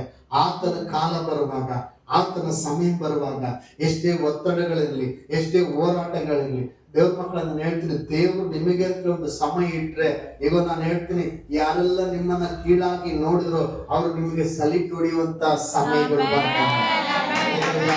ನನ್ನ ಒಂದು ಆಲೋಚನೆಯಿಂದ ಆಲೋಚನೆ ಮಾಡಿದೆ, ಈಗ ದೇವರು ಯೋಸೇಫನ ನೆಟ್ನು ಯಾಕೆ ಗೊತ್ತಾ? ಉದ್ದೇಶಕ್ಕಾಗಿ ನೆಟ್ನು. ಹಲ್ಲೆಲೂಯ. ದೇವರ ಮಕ್ಕಳು, ಇವತ್ತು ನೀವು ಯಾರು ಅನ್ಕೋಬೇಡ್ರಿ ನಾನು ಸಾಧಾರಣವಾಗಿ ನಾನು ಇದ್ದೇನೆ, ಇಲ್ಲ. ಸಂತೋಷ್ ಪಾಸ್ಟರ್ ಮೇಲೆ ದೇವ್ರಿಗೆ ಬಲವಾದ ಉದ್ದೇಶ ಐತೆ, ಅರಸು ಪಾಸ್ಟರ್ ಮೇಲೆ ದೇವ್ರಿಗೆ ಬಲವಾದ ಉದ್ದೇಶ ಐತೆ. ನಾನೇನ್ ಬಿಡು ಸಾಧಾರಣ ವಿಶ್ವಾಸಿ, ಸುಮ್ಮನೆ ಬಂದಿನಿ, ಸುಮ್ಮನೆ ಕುಂತೀನಿ, ಸುಮ್ಮನೆ ಬಂದಿನಿ. ಇಲ್ಲ ಇಲ್ಲ ಇಲ್ಲ. ಹಲ್ಲೆಲೂಯ. ಎಲ್ಲರೂ ಕೂಡ ದೇವರಿಗೆ ಪ್ರಾಮುಖ್ಯತೆ. ಹಲ್ಲೆಲೂಯ. ನಿನ್ನ ಮೇಲೆ ಕೂಡ ದೇವರ ಬಲವಾದ ಉದ್ದೇಶ ಐತೆ. ಕ್ರಿಸ್ತನ ಆಲಯದಲ್ಲಿ ನೀನು ಕ್ರಿಸ್ತನ ಶರೀರದಲ್ಲಿ ಒಂದು ಅಂಗವಾಗಿದ್ದಿ. ನಾನೊಂದು ಪ್ರಶ್ನೆ ಕೇಳ್ತೀನಿ, ಕ್ರಿಸ್ತನ ಶರೀರದಲ್ಲಿ ಯಾವ ಅಂಗ ಇಂಪಾರ್ಟೆಂಟ್ ಇಲ್ಲ ಹೇಳ್ರೆ ಅದನ್ನ ತೆಗೆದುಬಿಡೋಣ. ಕಣ್ಣು ಇಂಪಾರ್ಟೆಂಟ್ ಇಲ್ಲ, ಮೂಗು ಇಂಪಾರ್ಟೆಂಟ್ ಇಲ್ಲ, ಕಿವಿ ಇಂಪಾರ್ಟೆಂಟ್ ಇಲ್ಲ, ಕೈ ಇಂಪಾರ್ಟೆಂಟ್ ಇಲ್ಲ, ಯಾವ ಅಂಗ ಇಂಪಾರ್ಟೆಂಟ್ ಇಲ್ಲ ಹೇಳ್ರಿ ನೋಡ. ಶರೀರ ಇದೆಯಾ? ಹಲ್ಲೆಲೂಯ. ಇದರಲ್ಲಿ ಯಾವ್ದು ವೇಸ್ಟ್? ಏನು ಇಂಪಾರ್ಟೆಂಟ್ ಯಾವುದಿಲ್ಲ ಅದನ್ನ ಬೇಡ, ಸುಮ್ಮನೆ ಇಂಪಾರ್ಟೆಂಟ್ ಇಲ್ಲದ್ರೆ ಕೊಯ್ ಕತ್ತರಿಸಿ ಬಿಸಾಕೋಣ ಹೋಗಿಲ್ಲ. ಹಲ್ಲೆಲೂಯ. ಇಲ್ಲ ತಾನೆ, ಎಲ್ಲದು ಇಂಪಾರ್ಟೆಂಟ್ ತಾನೆ. ಹಂಗೆ ದೇವರ ವಾಕ್ಯ ಹೇಳ್ತದೆ, ನಾವೆಲ್ಲರೂ ಕ್ರಿಸ್ತನ ಶರೀರದಲ್ಲಿ ಒಂದೊಂದು ಪರಸ್ಪರ ಅಂಗಗಳಾಗಿದ್ದೇವೆ. ಇಲ್ಲಿ ಕೆಲಸ ಇಲ್ಲದ ಯಾವ್ದಾದ್ರು ಜೈಂಟ್ ಮಾಡೋಣ? ಇಲ್ಲಿ ದೇವರು ಯಾವ್ದಾದ್ರು ಐತಂದ್ರೆ ಜೈಂಟ್. ಇಲ್ಲಿ ಪ್ರತಿಯೊಂದು ಒಂದು ನರ, ಸಣ್ಣದ ನರ ಐತ್ರಿ ಅಂದ್ರೆ ಅದು ಕೂಡ ಇಂಪಾರ್ಟೆಂಟೇ. ಅದನ್ನ ಕಿತ್ರ ಮುಗಿತು, ಎಲ್ಲ ಫುಲ್ ಅಲ್ಲೇ ಸ್ಟ್ರಕ್ ಆಗಿ ಪೂರ ಕೋಮದಾಗ ಹೋಗ್ಬಿಡ್ತೀವಿ. ಹಲ್ಲೆಲೂಯ. ಹಂಗೆ ಕ್ರಿಸ್ತನ ಶರೀರದಲ್ಲಿ ನಾವು ಪ್ರತಿಯೊಬ್ಬರು ಇಂಪಾರ್ಟೆಂಟೇ. ದೇವರು ನೀನು ಅನ್ಕೋಬೇಡ, ಬಹುಶಃ ನಿನ್ ಕೆಲಸ ಬೇರೆ ಆಗಿರ್ಬೋದು, ನಿನ್ ಕೆಲಸ ಆಲಯದಲ್ಲಿ ಕಸ ಗುಡಿಸೋದಾಗಿರ್ಬೋದು, ನಿನ್ ಕೆಲಸ ಏನೋ ಚೇರ್ ಹಾಕೋದಾಗಿರ್ಬೋದು, ನಿನ್ ಕೆಲಸ ಸೇವಕರಿಗೆ ಅಡಿಗೆ ಮಾಡೋದಾಗಿರ್ಬೋದು, ನಿನ್ ಕೆಲಸ ಅಥವಾ ಕಾಣಿಕೆ ಕೊಡೋದಾಗಿರ್ಬೋದು, ನಿನ್ ಕೆಲಸ ಬರೀ ಪ್ರಾರ್ಥನೆ ಮಾಡೋದಾಗಿರ್ಬಹುದು. ಆದ್ರೂ ಕೂಡ ಅದು ಬಹಳ ಇಂಪಾರ್ಟೆಂಟ್. ನೀನು ದೇವರು ನಿನ್ನನ್ನು ನೆಟ್ಟಿದ್ದಾನೆ, ದೇವರ ಒಂದು ಬಲವಾದ ಉದ್ದೇಶಕ್ಕಾಗಿ ನೆಟ್ಟಿದ್ದಾನೆ. ಆಮೇಲೆ ಹಲ್ಲೆಲೂಯ. ಅಲ್ಲ ಕೊಡ್ಬೇಕಂತೇಳಿ ದೇವರು ನಿನ್ನನ್ನು ನೆಟ್ಟಿದ್ದಾನೆ ಪ್ರೇರೆ. ಹಾಗಂತೇಳಿ ನಾನು ಇಂಪಾರ್ಟೆಂಟ್ ಅಲ್ಲ ಅಂತೇಳಿ ಯಾರು ತಿಳಿಬೇಡ್ರಿ. ದೇವರು ನಿಮ್ಮನ್ನು ಒಂದು ಬಲವಾದ ಉದ್ದೇಶವಾಗಿ ಒಂದು ಸಸಿಯ ಹಾಗೆ ಇಲ್ಲಿ ನೆಟ್ಟಿದ್ದಾನೆ. ಆಮೇಲೆ ಹಲ್ಲೆಲೂಯ. ಫಲ ಕೊಡ್ಬೇಕು, ಫಲ ಕೊಡುವ ವ್ಯಕ್ತಿಯಾಗಿರ್ಬೇಕಂತೇಳಿ ದೇವರು ನಿನ್ನ ನೆಟ್ಟಿದ್ದಾನೆ. ಹಾಗಾದ್ರೆ ಇವತ್ತು ದೇವ್ರ ಮಕ್ಕಳೇ ಗಮನಿಸ್ರಿ, ನಾವು ದೇವರು ನಮ್ಮನ್ನು ನೆಟ್ಟಿರುವಾಗ, ದೇವರು ನಮ್ಮನ್ನು ಕರೆದಿರುವಾಗ, ದೇವರು ನಮ್ಮನ್ನು ಆರಿಸಿಕೊಂಡಿರುವಾಗ ನಾವು ದೇವರಿಗೆ ಜೈಂಟ್ ಆಗಿರ್ಬೇಕು. ದೇವರ ವಾಕ್ಯ ಹೇಳ್ತದೆ, ಯೋಹಾನನು ಬರೆದ ಸುವಾರ್ತೆ 15ನೇ ಅಧ್ಯಾಯ 2ನೇ ವಚನದಿಂದ ಸತ್ಯವೇದ ವಾಕ್ಯವನ್ನು ತಿರುಗಿಸಿ ಕೆಲವು ವಚನಗಳನ್ನ ನಾವು ಓದಿ ಧ್ಯಾನ ಮಾಡಲಿಕ್ಕಿದ್ದೇವೆ. ಯೋಹಾನನು ಬರೆದ ಸುವಾರ್ತೆ 15ನೇ ಅಧ್ಯಾಯ ಅದರ 2ನೇ ವಾಕ್ಯದಿಂದ ನಾವು ಕೆಲವು ವಚನಗಳನ್ನ ಧ್ಯಾನ ಮಾಡೋಣ. ನನ್ನಲ್ಲಿದ್ದು ಫಲ ಕೊಡದಿರುವ ಪ್ರತಿಯೊಂದು ಕೊಂಬೆಯನ್ನು ಆತನು ತೆಗೆದು ಹಾಕುತ್ತಾನೆ. ಫಲ ಕೊಡುವ ಪ್ರತಿಯೊಂದು ಕೊಂಬೆಯು ಹೆಚ್ಚು ಫಲ ಕೊಡುವ ಹಾಗೆ ಅದನ್ನು ಶುದ್ಧಿ ಮಾಡುತ್ತಾನೆ. ನಾನು ನಿಮಗೆ ಹೇಳಿದ ವಾಕ್ಯದ ದೆಸೆಯಿಂದ ಈಗ ಶುದ್ಧರಾಗಿದ್ದೀರಿ. ನೀವು ನನ್ನಲ್ಲಿ ನೆಲೆಗೊಂಡಿರ್ರಿ, ನಾನು ನಿಮ್ಮಲ್ಲಿ ನೆಲೆಗೊಂಡಿರುವೆನು. ಕೊಂಬೆಯು ಬಳ್ಳಿಯಲ್ಲಿ ನೆಲೆಗೊಂಡಿರದಿದ್ದರೆ ಹೇಗೆ? ಎಲ್ಲರೂ ಜೋರಾಗಿ ಹೇಳ್ರಿ ಹಲ್ಲೆಲೂಯ.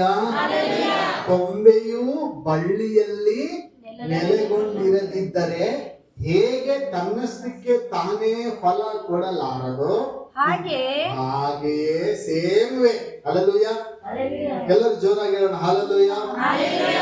ಎಷ್ಟು ಜನ ಮಾವಿನ ಮರ ನೋಡಿದ್ದೀವಿ? ಮಾವಿನ ಮರ ನಾನು ನೋಡಿ, ಮಾವಿನ ಹಣ್ಣು ತಿಂತೀರಿ ನೀವು, ನಾನು ತಿನ್ನಿ. ಈ ಮಾವಿನ ಮರದಲ್ಲಿರುವ ಒಂದು ಅರೆ ಅಂದ್ರೆ ನಿಮ್ಮ ಭಾಷೆಯಲ್ಲಿ ಹೇಳ್ಬೇಕಂದ್ರೆ ಪಂಟಿ, ಆ ಪಂಟಿಯನ್ನ ಕಟ್ಕೊಂಡು ಬಂದು ಸಪರೇಟ್ ಆಗಿ ಇಕ್ರೆ ಮಾಡಿ. ಹಲ್ಲೆಲೂಯ. ಆ ಮರದಿಂದ ಸಪರೇಟ್ ಕಟ್ಕೊಂಡ್ಬಂದು ಇಕ್ರಿ, ನೋಡ್ತಾ ಇರ್ರಿ. ಬರೋ ವರ್ಷ ಫಲ ಕೊಡ್ಬೇಕು, ಬರೋ ವರ್ಷ ಫಲ ಕೊಡ್ಬೇಕು, ಬರೋ ವರ್ಷ ಫಲ ಕೊಡ್ಬೇಕು ಅಂತ ಇದ್ರೆ ಅದು ಬರೋ ವರ್ಷ ಫಲ ಕೊಡಲ್ಲ, ಕೆಲವು ದಿನದಾಗ ಮನೆಗೆ ಹೋಗ್ತದೆ. ಇವತ್ತು ದೇವ್ರ ಮಕ್ಕಳೇ ಗಮನಿಸ್ರಿ, ನಾವು ಫಲ ಕೊಡ್ಬೇಕಪ್ಪ ಅಂತಂದ್ರೆ ನಮಗೆ ಬೇಕಾದ ಸಾರಾಂಶ ಎಲ್ಲಿಂದ ಅಂದ್ರೆ ದೇವರಿಂದಲೇ ಬರುವಂತದ್ದಾಗಿದೆ. ದೇವರು ಹೇಳ್ತಾನೆ, ಯೇಸು ಸ್ವಾಮಿ ಈ ರೀತಿ ಹೇಳ್ತಾನೆ, ನಾನು ನಿಜವಾದ ದ್ರಾಕ್ಷ ಬಳ್ಳಿ, ನಾನು ಬಳ್ಳಿ ನೀವು ಕೊಂಬೆ, ಅಂದ್ರೆ ನಾನು ಬುಡ ನೀವು ಪಂಟಿ. ಮಾವಿನ ಮರದ ಪಂಟಿಗಳು ಇರ್ತಾವಲ್ಲ ಹಿಂಗೆ, ಆ ಕಡೆ ಒಂದು ಈ ಕಡೆ ಒಂದು. ಆ ನಿಜವಾದ ಒಂದು ಬುಡ ಯೇಸು ಸ್ವಾಮಿ, ಅದರಲ್ಲಿ ನಾವು ಒಂದು ಕೊಂಬೆಗಳಿದ್ದಂಗೆ. ಆ ಕೊಂಬೆ ಒಂದು ವೇಳೆ ಕತ್ತರಿಸಲ್ಪಟ್ಟು ಅಲ್ಲಿಂದ ಹೊರಗಡೆ ಆದ್ರೆ ಅದು ಫಲ ಕೊಡಕ್ಕೆ ಸಾಧ್ಯನೇ ಇಲ್ಲ. ಫಲ ಕೊಡಬೇಕಂದ್ರೆ ಆತನಿಗೆ ಅಂಟಿಕೊಂಡಿರ್ಬೇಕು. ಮಾತ್ರ ಸತ್ಯ. ನೀನು ಒಂದು ವೇಳೆ ಅಂಟಿಕೊಂಡಿದ್ದಿ ಅಂದ್ರೆ ಬಹುಶಃ ಚಿಗುರಿರಬಹುದು, ಬಹುಶಃ ಹೂ ಆಗಿರಬಹುದು. ಬಟ್ ಒಂದು ಮಾತ್ರ ಸತ್ಯ, ನೀನು ಬರೆದಿಟ್ಕ. ನೀನು ಒಂದು ವೇಳೆ ಆ ಒಂದು ಬಳ್ಳಿಯಲ್ಲಿ ನೆಲೆಗೊಂಡಿದ್ದರೆ, ನೀನು ಕ್ರಿಸ್ತನಲ್ಲಿ ನೆಲೆಗೊಂಡಿದ್ದರೆ, ಖಂಡಿತವಾಗಿ ನೀನು ಬರೆದಿಟ್ಕೋ. ಎಂದಿಗೂ ನೀನ್ ಇಟ್ಟಂತ ನಂಬಿಕೆ ವ್ಯರ್ಥ ಆಗುದು. ನೀನು ನೆಲೆಗೊಂಡಿದ್ರೆ ಖಂಡಿತವಾಗಿ ಫಲ ಕೊಟ್ಟೇ ಕೊಡ್ತೀಯ. ಆದ್ರೆ ತಕ್ಕ ಕಾಲದಲ್ಲಿ ಫಲ ಕೊಟ್ಟೇ ಕೊಡ್ತೀಯ. ಆದ್ರೆ ತಕ್ಕ ಕಾಲದಲ್ಲಿ ನೀನು ಫಲ ಕೊಡ್ತೀಯ. ಆಮೇಲೆ ಹಲ್ಲೆಲೂಯಾ. ಆದ್ರೆ ಇಲ್ಲಿ ವಿಷಯ ಏನಪ್ಪಾ ಅಂತಂದ್ರೆ, ಇಲ್ಲಿ ಕ್ರಿಸ್ತನಲ್ಲಿ ನೆಲೆಗೊಂಡಿರ್ಬೇಕು ನಾವು. ಇವತ್ತು ಲೋಕದಲ್ಲಿ ಅಲ್ಲ ನೆಲೆಗೊಂಡಿರ್ಬೇಕಾದ, ಲೋಕದ ವಿಷಯಗಳಲ್ಲಿ ಅಲ್ಲ, ಕ್ರಿಸ್ತನಿಗೆ ಅಂಟಿಕೊಂಡಿರ್ಬೇಕು. ಆತನ ಸಭೆಗೆ ಅಂಟಿಕೊಂಡಿರ್ಬೇಕು. ಸೇವಕರಿಗೆ ನಾವು ಅಂಟಿಕೊಂಡಿರ್ಬೇಕು. ಆಮೇಲೆ ಹಲ್ಲೆಲೂಯಾ. ಆತ್ಮೀಯತೆಗೆ ಅಂಟಿಕೊಂಡಿರ್ಬೇಕು. ಪ್ರಾರ್ಥನೆಯಲ್ಲಿ ನಾವು ಅಂಟಿಕೊಂಡಿರ್ಬೇಕು. ದೇವರ ವಾಕ್ಯಗೆ ನಾವು ಅಂಟಿಕೊಂಡಿರ್ಬೇಕು. ಯಾವಾಗ ಜಾಯಿಂಟ್ ಇರ್ತದೋ ಅಂದ್ರೆ ಕೊಂಬೆ, ಆ ಒಂದು ಮರದಿಂದ, ಬಳ್ಳಿಯಿಂದ ಕೊಂಬೆ ಯಾವ ರೀತಿ ಕತ್ತರಿಸಲ್ಪಟ್ಟು ದೂರ ಹೋದ್ರೆ ತನ್ನಷ್ಟಕ್ಕೆ ತಾನೇ ಫಲ ಕೊಡಲಾರದು, ಅದೇ ರೀತಿಯಾಗಿ ಒಬ್ಬ ವ್ಯಕ್ತಿ ದೇವರಿಂದ ದೂರ ಆದ್ರೆ, ಪ್ರಾರ್ಥನೆಯಿಂದ ದೂರ ಆದ್ರೆ, ದೇವರ ಸೇವಕರ ಸಹವಾಸದಿಂದ ದೂರ ಆದ್ರೆ, ವಾಕ್ಯದಿಂದ ದೂರ ಆದ್ರೆ, ನಂಬಿಕೆಯಿಂದ ದೂರವಾದ್ರೆ ಅವನು ಫಲ ಕೊಡ್ಲಿಕ್ಕೆ ಸಾಧ್ಯವೇ ಇಲ್ಲ. ಹಲ್ಲೆಲೂಯಾ. ಆ ಕ್ಷಣಕ್ಕೆ ಮಾತ್ರ ಹಚ್ಚ ಹಸಿರಾಗಿ ಕಾಣಬಹುದು, ಕೆಲವು ದಿವಸಗಳಿಗೆ ಮಾತ್ರ ಆತನ ಹಚ್ಚ ಹಸಿರಾಗಿ ಕಾಣಬಹುದು, ಆದ್ರೆ ಅದು ಒಣಗುತ್ತಾ ಬರ್ತಾ ಇರ್ತದೆ. ಹಲ್ಲೆಲೂಯಾ. ಸೇವಕರು ಈ ರೀತಿಗೆ ಹೇಳಿದ್ರು, ನನಗೆ ಬಹಳ ಇಷ್ಟ ಆಯ್ತಮ್ಮ. ಏನಪ್ಪ ಅಂತಂದ್ರೆ, ಈ ಯಾವಾಗ ಮಾವಿನ ಹಣ್ಣು ಒಂದು ಮರದಿಂದ ಕೀಳಲ್ಪಡ್ತದಲ್ಲ, ಮಾವಿನ ಹಣ್ಣು ಒಂದು ಮರದಿಂದ ಕೀಳಲ್ಪಡ್ತದಲ್ಲ, ಆ ಹಣ್ಣು ಕಿತ್ಕೊಂಡು ಬಂದು ನಾವು ಸ್ವಲ್ಪ ದಿವಸ ಇಟ್ಟ ಮೇಲೆ ಆ ಹಣ್ಣು ಕೆಟ್ಟೋಗ್ತದೆ. ಕೆಟ್ಟೋದಾಗ ನಾವ್ ಹೇಳ್ತೀವಿ ಹಣ್ಣು ಕೆಟ್ಟೋಗ್ಯದಂತೆ, ಕರೆಕ್ಟಾ?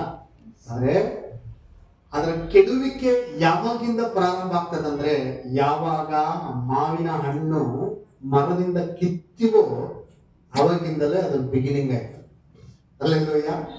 ಅಂದ್ರೆ ಕೆಡುವುದರ ಪ್ರಥಮ ಹೆಜ್ಜೆ ಅನ್ನಂಗೆ. ಅರ್ಥ ಆಯ್ತಾ? ಹಲ್ಲೆಲೂಯಾ. ಅಂದ್ರೆ ಎಲ್ಲಿವರೆಗೂ ಅದಕ್ಕೆ ಸಾರಾಂಶ ಸಿಗ್ತಾ ಇರ್ತದೆ, ಎಲ್ಲಿವರೆಗೂ ಅದರಲ್ಲಿ ಜೀವ ಅಂತಂದ್ರೆ, ಎಲ್ಲಿವರೆಗೂ ಆ ಮಾವಿನ ಹಣ್ಣು ಮರದಲ್ಲಿ ಅಂಟಿಕೊಂಡೇ ಇರ್ತದ ಅಲ್ಲಿವರೆಗೂ ಅದರ ಸಾರ ಸಿಗ್ತಾ ಇರ್ತದ, ಅದರ ಜೀವ ಸಿಗ್ತಾ ಇರ್ತದೆ. ಹಲ್ಲೆಲೂಯಾ. ಯಾವಾಗ ಆ ಮರದಿಂದ ಆ ಹಣ್ಣು ಕೀಳಲ್ಪಡ್ತದೋ ಅಂದಿನಿಂದಲೇ ಪ್ರಾರಂಭವಾಗ್ತದೆ. ಹಲ್ಲೆಲೂಯಾ. ದೇವ್ರ ಮಕ್ಕಳಿಗೆ ಗಮನಿಸ್ರಿ, ಎಂದಿಗೂ ಕನಸು ಮನಸ್ಸಿನಲ್ಲಿ ಕೂಡ ನಾವು ನೆನೆಸ್ಲಿಕ್ಕೆ ಸಾಧ್ಯ ಇಲ್ಲ, ದೇವರನ್ನ ಬಿಟ್ಟು ನಾನು ಚೆನ್ನಾಗಿರ್ತೀನಿ ಅಂತ ಹೇಳಿ. ಹಲ್ಲೆಲೂಯಾ. ಭಕ್ತನು ಒಂದು ಹಾಡಾಡಿದರೆ ಏಸನ್ನ ಅಂತೇಳಿ, ಊಹಿಂಚಲೇನು ನೀವು ಲೇನಿ ಕ್ಷಣ, ಅಂದ್ರೆ ಊಹಿಸಲಾರೆ, ನೀನಿಲ್ಲದ ಒಂದು ಕ್ಷಣವಾದ್ರೂ ಕೂಡ ನಾನು ಊಹಿಸಿಕೊಳ್ಳಲಾರೆ. ಹಲ್ಲೆಲೂಯಾ. ನೀನಿಲ್ಲದಂತ ಕ್ಷಣ ನನಗೆ ಯುಗಗಳಾಗಿ ಕಾಣಿಸಿತು. ಹಲ್ಲೆಲೂಯಾ. ಒಂದು ಕ್ಷಣವಾದ್ರೂ ನಿನ್ನ ಬಿಟ್ಟು ನಾನು ಬದುಕಲಾರನಯ್ಯ. ಅದಕ್ಕೆ ಯೇಸು ಸ್ವಾಮಿ ಹೇಳ್ತಾರೆ ಏನಂತಂದ್ರೆ, ನೀವು ನನ್ನನ್ನ ಬಿಟ್ಟು ಏನನ್ನು ಮಾಡಲಾರಿರಿ. ಹಲ್ಲೆಲೂಯಾ. ಇವತ್ತು ಹೊರಗಡೆ ದೇವ್ರ ಮಗುವೆ ಒಂದು ವೇಳೆ ಪ್ರಾರ್ಥನೆಯಿಂದ ದೂರವಾಗಿದ್ರೆ, ಭಕ್ತಿಯಿಂದ ದೂರವಾಗಿದ್ರೆ, ವಾಕ್ಯದಿಂದ ದೂರವಾಗಿದ್ರೆ, ಸಭೆಯಿಂದ ದೂರವಾಗಿದ್ರೆ, ಸೇವಕರ ಸಹವಾಸದಿಂದ ಒಂದ್ ವೇಳೆ ದೂರವಾಗಿದ್ರೆ, ನಮ್ಮನ್ನು ನಾವು ಹೇಳಬೇಕು, ಅಯ್ಯ ನಿನ್ನನ್ನು ಬಿಟ್ಟು ನಾನು ಬದುಕಕ್ಕಾಗಲ್ಲ, ನಿನ್ನನ್ನು ಬಿಟ್ಟು ನಾನು ಫಲ ಕೊಡಕ್ಕಾಗಲ್ಲ, ನಿನ್ನನ್ನು ಬಿಟ್ಟು ನಾನು ಜೀವಂತವಾಗಿ ಇರಲಾರೆ. ಹಲ್ಲೆಲೂಯಾ. ನನ್ನ ಜೀವ ನೀನೇ, ನನಗೆ ಬರಬೇಕಾದ ಸಹಾರ ನಿನ್ನಲ್ಲಿಯೇ. ಹಲ್ಲೆಲೂಯಾ. ಮೊನ್ನೆ ರೀಸೆಂಟ್ ಆಗಿ ಒಂದು ಇದು ನೋಡ್ತಿರ್ಬೇಕಾದ್ರೆ ಯಾರೋ ಕಮೆಂಟ್ ಮಾಡ್ತಿದ್ರೆ, ಏನು ಅವಶ್ಯಕತೆ ಆಕಿ ಕ್ರಿಕೆಟ್ ಅಲ್ಲಿ ಗೆದ್ದ ತಕ್ಷಣ ಯೇಸು ಸ್ವಾಮಿಗೆ ಥ್ಯಾಂಕ್ಸ್ ಹೇಳೋದು ಏನು ಅವಶ್ಯಕತೆ ಅಂತೇಳಿ ಒಂದು ನ್ಯೂಸ್ ಚಾನಲ್ ಮಾತಾಡ್ತಿರ್ಬೇಕಾದ್ರೆ ನಾನು ಕೆಳಗೆ ಕಮೆಂಟ್ ಮಾಡಿದೆ. ಏನಂತಂದ್ರೆ, ಅಯ್ಯ ಕುಡಿದ್ ನೀರು ಕೆಳಗೆ ಫಿಲ್ಟರ್ ಆಗಿ ಬರ್ಬೇಕಂದ್ರೂ ದೇವ್ರ ಕೃಪೆ ಬೇಕು, ತಿಂದ ಅನ್ನ ಜೀರ್ಣ ಆಗ್ಬೇಕಂದ್ರೂ ದೇವ್ರ ಕೃಪೆ ಬೇಕು. ಹಲ್ಲೆಲೂಯಾ. ಹಲ್ಲೆಲೂಯಾ. ನೀನು ಒಳಗೆ ಹೊರಗಿಂದ ಎಳ್ಕೊಂಡು ಉಸಿರು ಹೊರಗಡೆ ಬಿಡ್ಬೇಕಂದ್ರೆ ದೇವ್ರ ಕೃಪೆ ಬೇಕು. ದೇವರ ಕೃಪೆ ಇಲ್ದಂಗೆ ಏನು ಮಾಡಕ್ ಸಾಧ್ಯನೇ ಇಲ್ಲ. ಹಲ್ಲೆಲೂಯಾ. ಅಂತದ್ರಲ್ಲಿ ಎಲ್ಲೋ ಹುಟ್ಟಿದ ಒಬ್ಬ ವ್ಯಕ್ತಿ ಅಷ್ಟು ದೊಡ್ಡ ಕ್ರಿಕೆಟ್ ಟೂರ್ನಮೆಂಟ್ ಅಲ್ಲಿ ಸಾಧನೆ ಮಾಡಿದಳಪ್ಪ ಅಂತಂದ್ರೆ ದೇವ್ರ ಕೃಪೆ ಇಲ್ದಂಗೆ ಸಾಧ್ಯ. ಹಲ್ಲೆಲೂಯಾ. ಅದಕ್ಕೆ ಹೇಳಿದ್ದು ನಾನು ಫಸ್ಟ್ ಯೇಸುವಿಗೆ ಸ್ತೋತ್ರ ಸಲ್ಲಿಸ್ತೇನೆ. ಆಮೆನ್. ಹಲ್ಲೆಲೂಯಾ. ಇವತ್ತು ಎಷ್ಟೋ ಜನರಿಗೆ ಗೊತ್ತಾ, ಅಯ್ಯೋ ತಿಂದ ಅನ್ನ ಜೀರ್ಣನೇ ಆಗ್ತಿಲ್ಲ ಅಂತ ಅಡ್ಮಿಟ್ ಆಗಿರೋರು ಎಷ್ಟೋ ಜನ ಇದ್ದಾರೆ. ಸ್ತೋತ್ರ. ಹಲ್ಲೆಲೂಯಾ. ಕುಡಿದ್ ನೀರು ಕೂಡ ಒಂದ್ ವೇಳೆ ಹೊರಗಡೆ ಬರ್ಬೇಕಂದ್ರೆ ಅದು ದೇವ್ರ ಕೃಪೆ ಇಲ್ಲ, ಬಂದಾಯ್ತಂದ್ರೆ ಮುಗೀತು, ಅವ್ನು ಸೀದಾ ಹಾಸ್ಪಿಟಲ್ ಅಡ್ಮಿಟ್ ಮಾಡ್ಬೇಕಾದದ್ದೇ, ಆಪರೇಷನ್ ರೆಡಿ ಮಾಡ್ಬೇಕಾದದ್ದೇ. ಸಕ್ಸಸ್ ಆದ್ರೆ ಆಯ್ತು, ಇಲ್ಲಂದ್ರೆ ಇಲ್ಲ. ಹಲ್ಲೆಲೂಯಾ. ರಿಯಲ್ ಫ್ಯಾಕ್ಟ್ ಹೇಳ್ತದೆ, ನಾನು ನೋಡಿರೋದನ್ನೇ ಹೇಳ್ತಾ ಇದೀನಿ. ಅಂತದ್ರಲ್ಲಿ ಒಂದು ದೊಡ್ಡ ಮಟ್ಟದಲ್ಲಿ ಕ್ರಿಕೆಟ್ ಅಲ್ಲಿ ಗೆಲ್ಬೇಕಾದ್ರೆ ದೇವರ ಕೃಪೆ ಇಲ್ಲದೆ ಆಗಿಲ್ಲ. ಆಮೆನ್. ಹಲ್ಲೆಲೂಯಾ. ಅದಕ್ಕೆ ಯೋಸೇಫನ್ ಈ ರೀತಿಗೆ ಹೇಳ್ತಾನೆ, ಏನಂತಂದ್ರೆ, ನೀವು ನನ್ನನ್ನ ಮಾರ್ಲಿಲ್ಲ, ದೇವರು ನನ್ನನ್ನು ಇಲ್ಲಿ ಕಳಿಸಿದ್ನು. ಹಲ್ಲೆಲೂಯಾ. ನೀವಲ್ಲ ನನ್ನನ್ನ ಕಳಿಸಿದ್ದು, ದೇವ್ರು ನನ್ನನ್ನ ಇಲ್ಲಿ ಕಳಿಸಿದ್ನು. ನೀವು ನನಗೆ ಒಂದ್ ವೇಳೆ ಕೇರ್ ಮಾಡ್ಬೇಕಂತ ನೀವು ಅನ್ಕೊಂಡ್ರೇನೋ, ಬಟ್ ಅದ್ರೊಳಗಡೆ ಎಲ್ಲ ದೇವರ ಯೋಜನೆ ಇತ್ತು, ಅದ್ರೊಳಗಡೆ ದೇವರ ಉದ್ದೇಶ ಇತ್ತು. ಎಂತ ಪರಿಸ್ಥಿತಿಯಲ್ಲಿ ಯೋಸೇಫನು ದೇವರ ಆ ಒಂದು ನೀತಿಯಿಂದ, ದೇವರ ಒಳ್ಳೆತನದಿಂದ ಹೊರಗಡೆ ಬಂದು ಆತನ ಫ್ಲೆಶ್ ಅಲ್ಲಿ ಮಾತಾಡ್ಲಿಲ್ಲ. ನನ್ನ ಇವ್ರು ಹೊಡೆದ್ರೆ ಇವರೇ ನೋಡು, ಗುಂಡಿಯಲ್ಲಿ ಹಾಕಿದ್ರೆ ಇವರೇ ನೋಡು, ಬಂದ್ರು ಮಕ್ಕಳು ಇವ್ರ ಮೇಲೆ FIR ಕೇಸ್ ಆಗಿ ಪರ್ಮನೆಂಟ್ ಒಳಗೆ ಹಾಕ್ಬಿಡ್ರಿ ಅನ್ಲಿಲ್ಲ. ಆತನು ಅವ್ರ ತಮ್ಮನನ್ನ ನೋಡೋದಕ್ಕೋಸ್ಕರ ಸ್ವಲ್ಪ ದಿವಸ ಒಳಗೆ ಇಟ್ಟಂಗ್ ಮಾಡಿ ನಂತರ ಎಲ್ಲರನ್ನ ಕರೆಸ್ಕೊಂಡು ತಬ್ಬಿಕೊಂಡು ಹತ್ತಿ ಹೇಳ್ತಾನೆ, ನೀವು ಅಂದ್ರೆ ನೀವು ಮಾರಾಟ ಮಾಡಿದ ಯೋಸೇಫನೇ ನಾನು ಅಂತ ಹೇಳಿ. ಹಲ್ಲೆಲೂಯಾ. ದೇವರು ಇವತ್ತು ನನ್ನನ್ನ ದೇಶಗಳಿಗೆ ಆಶೀರ್ವಾದ. ದೇವರ ಮಕ್ಕಳು ನಾನು ಹೇಳ್ತೀನಿ, ದೇವರು ನಿಮ್ಮನ್ನ ನೆಟ್ಟಾಗ ನೀವು ದೇವರಿಗೆ ಕನೆಕ್ಟ್ ಆಗಿದ್ರೆ, ಹಿಂಸೆಗಳು ಬರಲಿ, ಹೋರಾಟಗಳು ಬರಲಿ, ಪ್ರತಿಕೂಲಗಳು ಬರಲಿ, ಏನೇ ಪ್ರೀತಿಸುವವರೇ ನಮ್ಮನ್ನು ದ್ವೇಷಿಸಲಿ, ಆ ಸ್ವಂತ ಕುಟುಂಬದವರಿಂದ, ಸ್ವಂತ ಸಹೋದರರಿಂದ ಏನೇ ಬರಲಿ, ಬಟ್ ನೀ ದೇವರಲ್ಲಿ ನೆಲೆಗೊಳ್ಳುವಾಗ ನಾನು ಹೇಳ್ತೀನಿ, ನೀನು ಹಾದು ಹೋಗುವ ಪ್ರತಿಯೊಂದು ಹಾದಿ ದೇವರು ಹಾಕಿದ ಪ್ಯಾಟರ್ನ್ ಅಲ್ಲಿ ಆಗಿರ್ತದೆ. ಹಲ್ಲೆಲೂಯಾ. ದೇವರು ಹಾಕಿದ ಮಾರ್ಗದಲ್ಲಿ ದೇವರು ನಿನ್ನನ್ನ ಕರೆದುಕೊಂಡು ಹೋಗ್ತಾನೆ. ಅದಕ್ಕೆ ಸುಸಮೇಳ, ನೀವು ನನ್ನನ್ನು ಬಿಟ್ಟು ಏನನ್ನೂ ಮಾಡಲಾರಿರಿ. ಹಲ್ಲೆಲೂಯಾ. ಬಳ್ಳಿಯಲ್ಲಿ ಕೊಂಬೆಯು ಹೇಗೆ ನೆಲೆಗೊಂಡಿರದಿದ್ದರೆ ತನ್ನಷ್ಟಕ್ಕೆ ತಾನೇ ಫಲ ಕೊಡಲಾರದು, ಹಾಗೆ ನೀವು ನನ್ನನ್ನು ಬಿಟ್ಟು ಏನನ್ನೂ ಮಾಡಲಾರಿರಿ. ಮುಂದೆ ಹೋದ್ರಿ, ನೀವು ನನ್ನನ್ನು ಬಿಟ್ಟು ಏನನ್ನೂ ಮಾಡಲಾರಿರಿ. ನೀವು ನನ್ನಲ್ಲಿ ನೆಲೆಗೊಂಡಿರದಿದ್ದರೆ ಫಲ ಕೊಡಲಾರಿರಿ.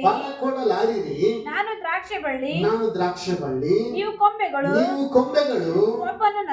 ಒಬ್ಬನು ನನ್ನಲ್ಲಿಯೂ ನಾನು ಅವನಲ್ಲಿಯೂ ನೆಲೆಗೊಂಡಿದ್ದರೆ ಅವನೇ ಬಹಳ ಫಲ ಕೊಡುವನು. ನೀವು ನನ್ನನ್ನು ಬಿಟ್ಟು ಏನು ಮಾಡಲಾರಿರಿ.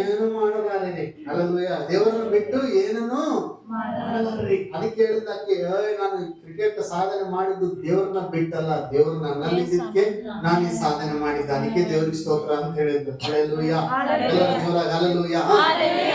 ನಾನು ಏನ್ ಹೇಳ್ತಿದ್ದೀನಿ ಅಂತಂದ್ರೆ, ಕ್ರಿಸ್ತನನ್ನು ಬಿಟ್ಟು ನಾವು ಏನು ಮಾಡಿದ್ರು ಎಲ್ಲವೂ ವ್ಯರ್ಥ. ಹಲ್ಲೆಲೂಯಾ. ವ್ಯರ್ಥವೇ ವ್ಯರ್ಥ, ಸಮಸ್ತ ವ್ಯರ್ಥ. ಮನುಷ್ಯರು ಲೋಕದಲ್ಲಿ ಪಡುವ ಪ್ರಯಾಸವೆಲ್ಲ ವ್ಯರ್ಥ. ಹಲ್ಲೆಲೂಯಾ. ಆದ್ರೆ ಒಂದು ಮಾತ್ರ ಸತ್ಯ, ಯಾವಾಗ ನಾವು ದೇವರಲ್ಲಿ ನೆಲೆಗೊಂಡಿರ್ತೀವೋ, ಯಾವಾಗ ದೇವರಿಗಾಗಿ ಬೆಳೆದು ಬರ್ತೀವೋ, ಯಾವಾಗ ದೇವರಿಗಾಗಿ ಪ್ರಯಾಸ ಪಡ್ತೀವೋ, ಅದು ಮಾತ್ರ ಎಂದಿಗೂ ವ್ಯರ್ಥವಾಗುವುದಿಲ್ಲ. ಆಮೆನ್. ಹಲ್ಲೆಲೂಯಾ. ನೀವು ನನ್ನನ್ನು ಬಿಟ್ಟು ಏನನ್ನು ಮಾಡಲಾರಿರಿ.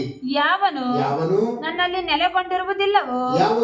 ನೆಲೆಗೊಂಡಿರುವುದಿಲ್ಲವೋ ಅವನು ಆ ಕೊಂಬೆಯಂತೆ ಹೊರಕ್ಕೆ ಬಿಸಾಕಲ್ಪಟ್ಟು ಒಣಗಿ ಹೋಗುವನು. ಅಂತ ಕೊಂಬೆಗಳನ್ನು ಕೂಡಿಸಿ ಬೆಂಕಿಯಲ್ಲಿ ಹಾಕುತ್ತಾರೆ. ಅವು ಸುಟ್ಟು ಹೋಗುತ್ತವೆ. ನೀವು ನನ್ನಲ್ಲಿಯೂ ನನ್ನ ವಾಕ್ಯಗಳು ನಿಮ್ಮಲ್ಲಿಯೂ ನೆಲೆಗೊಂಡಿದ್ದರೆ ಏನು ಬೇಕಾದರೂ ಬೇಡಿಕೊಳ್ಳಿರಿ, ಅದು ನಿಮಗೆ ದೊರೆಯುವುದು. ನೀವು ಬಹಳ ಫಲ ಕೊಡುವುದರಿಂದಲೇ ನನ್ನ ತಂದೆಗೆ ಮಹಿಮೆ ಉಂಟಾಗುವುದು. ಎಲ್ಲರೂ ಜೋರಾಗಿ ಹಲ್ಲೆಲೂಯಾ. ತಂದೆಗೆ ಯಾವಾಗ ಮಹಿಮೆ ಉಂಟಾಗ್ತದೆ, ತಂದೆಗೆ ಯಾವಾಗ ಸಂತೋಷ ಆಗ್ತದೆ ಅಂತಂದ್ರೆ, ಇಲ್ಲಿ ಎಷ್ಟು ಜನ ತಾಯಂದಿರಿದ್ದೀರಿ, ಎಷ್ಟು ಜನ ತಂದೆಂದಿರಿದ್ದೀರಿ.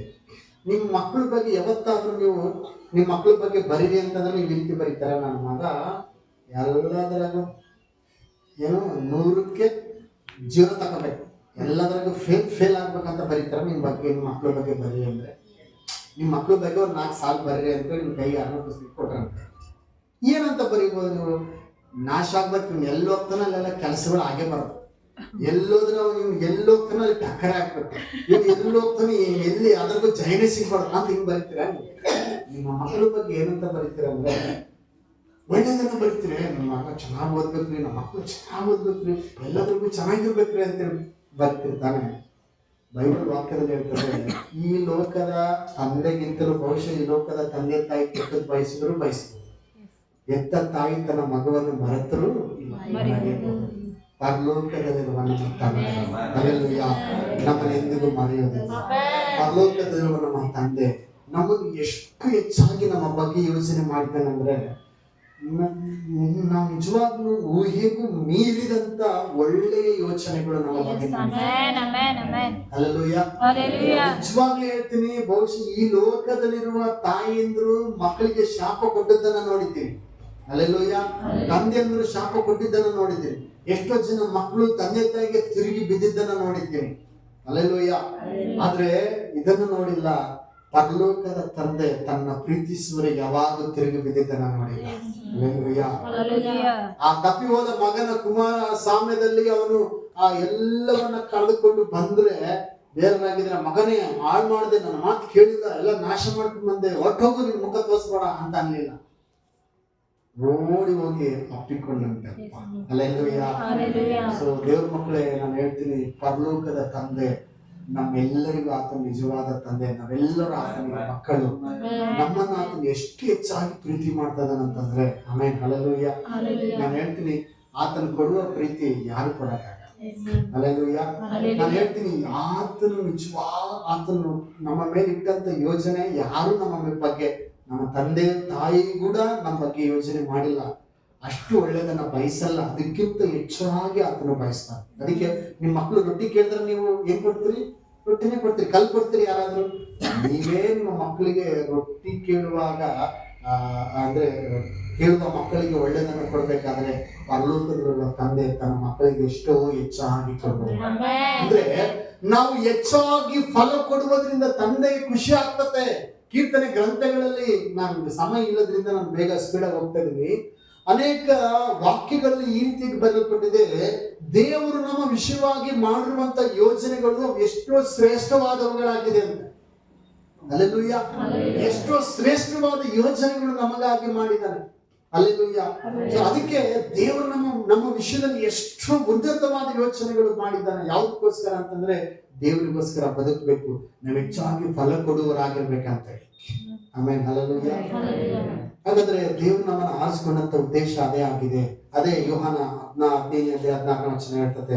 ಏನಂತಂದ್ರೆ, ಏನ್ ನೋಡಿ, ನೀವು ನನ್ನನ್ನು ಆರಿಸಿ ತೆಗೆದುಕೊಂಡೇನು, ನಾನು ನಿಮ್ಮನ್ನು ಆರಿಸಿ ತೆಗೆದುಕೊಂಡೆನು, ನೀವು ಹೊರಟು ಹೋಗಿ ಫಲ ಕೊಡುವರಾಗಬೇಕೆಂತಲೂ ನೀವು ಕೊಡುವ ಫಲವು ನಿಲ್ಲುವಂತದಾಗಬೇಕೆಂದು ನಿಮ್ಮನ್ನು ನೇಮಿಸಿದ್ದೇನೆ. ಆಮೇಲೆ ಹಲ್ಲೆಲೂಯಾ.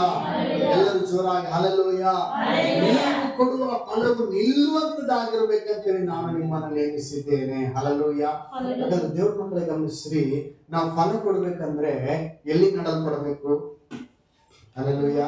ಕ್ರಿಸ್ತನಲ್ಲಿ, ಆತನ ಆಲಯದಲ್ಲಿ ನಡಲ್ಪಡಬೇಕು. ದೇವ್ರ ವಾಕ್ಯ ಹೇಳ್ತದೆ, ಆತನ ಆಲಯದಲ್ಲಿ ಸಸಿಗಳಂತೆ ನಡಲ್ಪಟ್ಟವರು ದೇವರ ಅಂಗಳದಲ್ಲಿ ಚೆನ್ನಾಗಿ ದುಷ್ಟರ ಆಲೋಚನೆ ಅಂತ ನಡೆಯದೆ, ಪಾಪಾತ್ಮರ ಮಾರ್ಗದಲ್ಲಿ ಕುಂದುಕೊಳ್ಳೆ, ಧರ್ಮನಿಂದಕರೊಡನೆ ನಿಂತುಕೊಳ್ಳೆ, ಧರ್ಮಶಾಸ್ತ್ರದ ದೇವರ ವಾಕ್ಯದಲ್ಲಿ ಆನಂದ ಪಡ್ತಾ ಅದನ್ನೇ ಧ್ಯಾನಿಸುತ್ತಾ ಇರುವಾಗ ನಿಶ್ಚಯವಾಗಿ ಒಂದು ಕಾಲ ಇರ್ತದೆ. ಆ ತಕ್ಕ ಕಾಲ ಬರುವಾಗ ನೀನು ಫಲ ಕೊಡ್ತೀಯ.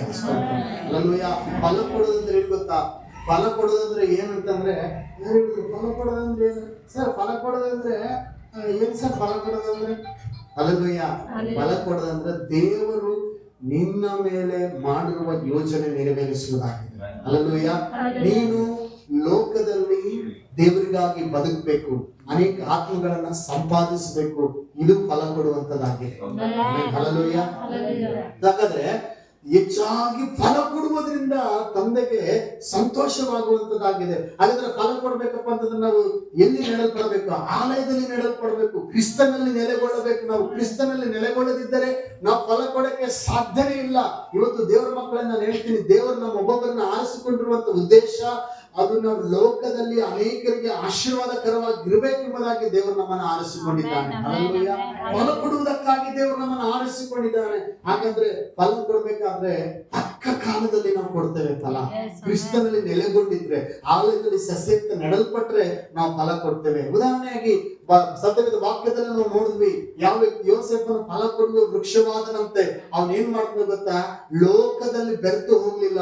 ಅವನ ಅನ್ಯ ಜನರ ಮಧ್ಯದಲ್ಲಿ ಇದ್ರು ಕೂಡ ಅವನು ದರ್ಶನದಲ್ಲಿ ನೆಲೆಗೊಂಡನು. ಆಮೇಲೆ ಹಲ್ಲೆಲೂಯಾ. ದರ್ಶನದಲ್ಲಿ ಬೇರೂರಿದ್ದು ಒಂದು ಆತನಿಗೆ ಗೊತ್ತಿತ್ತು, ಖಂಡಿತವಾಗಿ ಒಂದು ಕಾಲ ಇದೆ. ಆ ಕಾಲ ಬರುವಾಗ ದೇವರು ನನ್ನ ಅನೇಕರಿಗೆ ಆಶೀರ್ವಾದ ದಾಯಕವಾಗಿ ಮಾಡ್ತಾನೆ. ಈ ಒಂದು ಬಳ್ಳಿಯಿಂದ ಅಥವಾ ಈ ಒಂದು ವೃಕ್ಷದಿಂದ ಅನೇಕ ಫಲಗಳು ಬರುವಂತೆ ದೇವರು ಆಶೀರ್ವಾದ ಮಾಡ್ತಾನೆ ಎಂಬುದಾಗಿ ಆತನಿಗೆ ಗೊತ್ತಿತ್ತು ಪ್ರಿಯರೇ. ಆಮೇಲೆ ಹಲ್ಲೆಲೂಯಾ. ಅದಕ್ಕೆ ಆತನ ಫಲ ಕೊಟ್ಟನು. ನಾವು ನೋಡ್ತೀವಿ, ಯಾರು ಸಾಮುವೇಲನು ದೇವರ ಆಲಯದಲ್ಲಿ ಸಸ್ಯಂತೆ ನೆಡಲ್ಪಟ್ಟನು. ಜಾತ್ರೆಗೆ ಎಲ್ಲರೂ ಹೋಗ್ತಿದ್ರು, ತಿರುಗ್ತಿದ್ರು, ಏನೇನೋ ಮಾಡ್ತಿದ್ರು. ಆದ್ರೆ ಸಾಮುವೇಲನಾದರೂ ಬಾಲಕನಾಗಿ ದೇವದಾರು ಏಫೋದೆಂಬ ನಾರುಮಡಿಯನ್ನ ಆತನು ತೊಟ್ಟುಕೊಂಡು ದೇವರ ಸನ್ನಿಧಿಯಲ್ಲಿ ಸೇವೆ ಮಾಡ್ತಾ, ಕಸ ಗುಡಿಸ್ತಾ, ಸ್ಕ್ರೀನ್ಗಳನ್ನ ರೆಡಿ ಮಾಡ್ತಾ, ದೇವರ ಮಂಜೂಷದ ಮುಂದೆ ದೀಪಕ್ಕೆ ಎಣ್ಣೆ ಹಾಕ್ತಾ ಆಲಯದಲ್ಲಿ ಸಸಿ ಅಂತ ನೆಡಲ್ಪಟ್ಟಿದ್ದನು. ಆದ್ರೆ ಒಂದು ಸಮಯ ಬಂತು, ಆತನು ಆಲಯ ಬಿಟ್ಟು ಹೊರಗೆ ಅಂಗಳಕ್ಕೆ ಬರುವಾಗ ಆತನು ನುಡಿದಂತ ಪ್ರವಾದನೆ ಒಂದಾದರೂ ಬಿದ್ದು ಹೋಗ್ತಿರ್ಲಿಲ್ಲ. ಈ ಆತನು ಒಂದು ಪಟ್ಟಣಕ್ಕೆ ಬಂದ್ರೆ ಇಡೀ ಪಟ್ಟಣವೇ ಶೇಕ್ ಆಗ್ತಿತ್ತಂತೆ, ನಡಕ್ತಿತ್ತಂತೆ. ಅಷ್ಟು ರಾಜರು, ಅರಸರು ಆತನು ನೋಡಿದ್ರೆ ಭಯ ಪಡ್ತಿದ್ರು. ಆತನು ಕಿಂಗ್ ಮೇಕರ್ ಆಗಿ ಆತನು ಫಲ ಕೊಡುವ ವ್ಯಕ್ತಿಯಾಗಿ ಬದಲಾದನು. Amen, hallelujah. ಹಾಗಾದ್ರೆ ಇವತ್ತು ದೇವರ ಮಕ್ಕಳೇ, ನಮ್ಮನ್ನ ದೇವರು ನಟ್ಟಿದ್ದಾನೆ, ನಮ್ಮನ್ನ ದೇವರು ಆರಿಸಿಕೊಂಡಿದ್ದಾನೆ, ನಮ್ಮನ್ನ ದೇವರು ಕರೆದಿದ್ದಾನೆ. ಹಾಗಾದ್ರೆ ನೀವು ಈ ರೀತಿ ಯೋಚನೆ ಮಾಡ್ಬೋದು, ಅಯ್ಯ ದೇವ್ರು ನಮ್ಮನ್ನ ನಟ್ರೆ, ದೇವ್ರು ನಮ್ಮನ್ನ ಆರಿಸಿಕೊಂಡ್ರೆ ಮತ್ತೆ ಯಾಕೆ ನಮಗಿಂತ ಪರಿಸ್ಥಿತಿ? ಇಲ್ಲ, ನಾನು ಆಗ್ಲೇ ಹೇಳಿದ್ನಲ್ಲ, ಕೆಲವೊಂದು ಗಿಡಗಳು 7 ವರ್ಷ ಆದ್ಮೇಲೆ ಫಲ ಕೊಡ್ತವೆ. ಅಡಿಕೆ ಗಿಡ ಎಷ್ಟು ವರ್ಷಕ್ಕೆ ಫಲ ಕೊಡ್ತದೆ? 7 ವರ್ಷಕ್ಕೆ ಫಲ ಕೊಡ್ತದೆ. ನೀನ್ ನೆಡಲ್ಪಟ್ಟಿದ್ರೆ, ಬೇರೆ ಊರಿದ್ರೆ, ಅಲ್ಲೆಲ್ಲೋಯ್ಯ ಆ ಯಜಮಾನನಿಂದ ನಿನಗೆ ಸಾರ ಸಿಗ್ತತೆ. ನೋಡುವಾಗ ಗೊತ್ತಿಲ್ಲದ್ರು ಏನಿದು ಗಿಡ ಬೆಳೆಯವಲ್ದು, ಏನು ಕಾಯಿ ಬಿಡೆಯವಲ್ದು ಅಂತ ಅನ್ಬಹುದು. ಆದ್ರೆ ಖಂಡಿತವಾಗಿ ಆತನು ನೇಮಿಸಿದ ಕಾಲದಲ್ಲಿ ನಿಶ್ಚಯವಾಗಿ ದೇವ್ರು ನಿನ್ನನ್ನು ಆಶೀರ್ವಾದ ಮಾಡ್ತಾನೆ. ನೀನು ಫಲ ಕೊಡುವ ವ್ಯಕ್ತಿ ಹಾಗೆ ದೇವ್ರು ನಿನ್ನನ್ನು ಮಾರ್ಪಡಿಸುವನಾಗಿದ್ದಾನೆ, ಆಶೀರ್ವಾದ ಮಾಡುವನಾಗಿದ್ದಾನೆ. ಆಮೇಲೆ ಹಲ್ಲೆಲೂಯಾ, ಹಲ್ಲೆಲೂಯಾ. ಹಾಗಾದ್ರೆ ಇವತ್ತು ನಮ್ಮನ್ನು ನಾವು ಕಾಪಾಡಿಕೊಳ್ಬೇಕಾದದ್ದು ಒಂದೇ ಏನು ಗೊತ್ತಾ? ಎಲ್ಲಿಯೂ ಕೂಡ ನಾವು ಕ್ರಿಸ್ತನಿಂದ ಅಗಲಿ ಹೋಗದೆ, ದೇವರ ಸನ್ನಿಧಿಯಿಂದ ದೂರ ಹೋಗದೆ, ಆಲಯದಿಂದ ದೂರ ಹೋಗದೆ, ದೇವ ಸೇವಕರ ಸಹವಾಸದಿಂದ ದೂರ ಹೋಗದೆ, ದರ್ಶನದಿಂದ ದೂರ ಹೋಗದೆ, ಅದರಲ್ಲಿ ನೆಲೆಗೊಂಡಿರುವುದಕ್ಕಾಗಿ ನಾವು ಪ್ರಯಾಸ ಪಡಬೇಕು. ಆಮೇಲೆ ಹಲ್ಲೆಲೂಯಾ. ನಾವು ಯಾವಾಗ ಕ್ರಿಸ್ತನಲ್ಲಿ ಬೇರೂರಿಕೊಂಡಿರ್ತೀವೋ ನಿಜವಾಗ್ಲೂ ದೇವರು ನಮ್ಮನ್ನ ಒಂದು ದಿವಸ ಹಿಂಗೆ ಆಶೀರ್ವಾದ ಮಾಡ್ತಾನೆ, ಯೋಸೇಫನ ಹಾಗೆ ಅದಕ್ಕಿಂತಲೂ ಹೆಚ್ಚಾಗಿ ಫಲ ಕೊಡುವ ವೃಕ್ಷವಾಗಿ ನಮ್ಮನ್ನ ಆತನ ಆಶೀರ್ವಾದ ಮಾಡ್ತಾನೆ. ನಾನು ಕಾರಲ್ಲಿ ಬರ್ತಿರ್ಬೇಕಾದ್ರೆ, ದೇವ ಈ ಸಭೆಗೆ ಒಂದು ಧೈರ್ಯದ ವಾಗ್ದಾನ ಕೊಡು ಸ್ವಾಮಿ, ಪ್ರಾರ್ಥನೆ ಮಾಡ್ತಿದ್ದೆ. ನೀನ್ ನನಗೆ ಕೊಟ್ಟಂತ ಸಂದೇಶಕ್ಕೆ ನೀನ್ ಕೊಡುವಂತ ವಾಗ್ದಾನ ಅದ್ರ ರಿಲೇಟ್ ಆಗಿರ್ಬೇಕು, ಹಂಗಾದ್ರೆ ನಾನು ನಂಬ್ತೀನಿ ಅಂತೇಳಿ ಪ್ರಾರ್ಥನೆ ಮಾಡ್ತಿರ್ಬೇಕಾದ್ರೆ, ಅವಾಗ ಅನ್ಯ ಭಾಷೆಯಲ್ಲಿ ನಾನು ಕಾರ್ನಲ್ಲಿ ಕೂತ್ಕೊಂಡು ಪ್ರಾರ್ಥನೆ ಮಾಡ್ತಾ ಬರ್ತಿರ್ಬೇಕಾದ್ರೆ ದೇವರು ಒಂದು ವಾಗ್ದಾನ ಕೊಟ್ಟು, ಯೆಶಾಯನ ಬರೆದ ಗ್ರಂಥದಲ್ಲಿ 60ನೇ ಅಧ್ಯಾಯ 19ರಿಂದ ಕೆಲವು ವಚನಗಳನ್ನು ಓದಿಕೊಳ್ಳೋಣ. ಯೆಶಾಯನ ಬರೆದ ಗ್ರಂಥ 20ರಿಂದ ಓದ್ರಿ. ಯೆಶಾಯನ ಬರೆದ ಗ್ರಂಥ 21ನೇ ಒಂದು ನಿಮಿಷ. ನಿನ್ನ ಸೂರ್ಯನು ಇನ್ನು ಮುಳುಗನು, ನಿನ್ನ ಚಂದ್ರನು ತೊಲಗನು. ಯೆಹೋವನೇ ನಿನಗೆ ನಿತ್ಯ ಪ್ರಕಾಶವಾಗಿರುವನು. ನೀನು ದುಃಖಿಸುವ ದಿನಗಳು ಕೊನೆಗಾಣುವವು.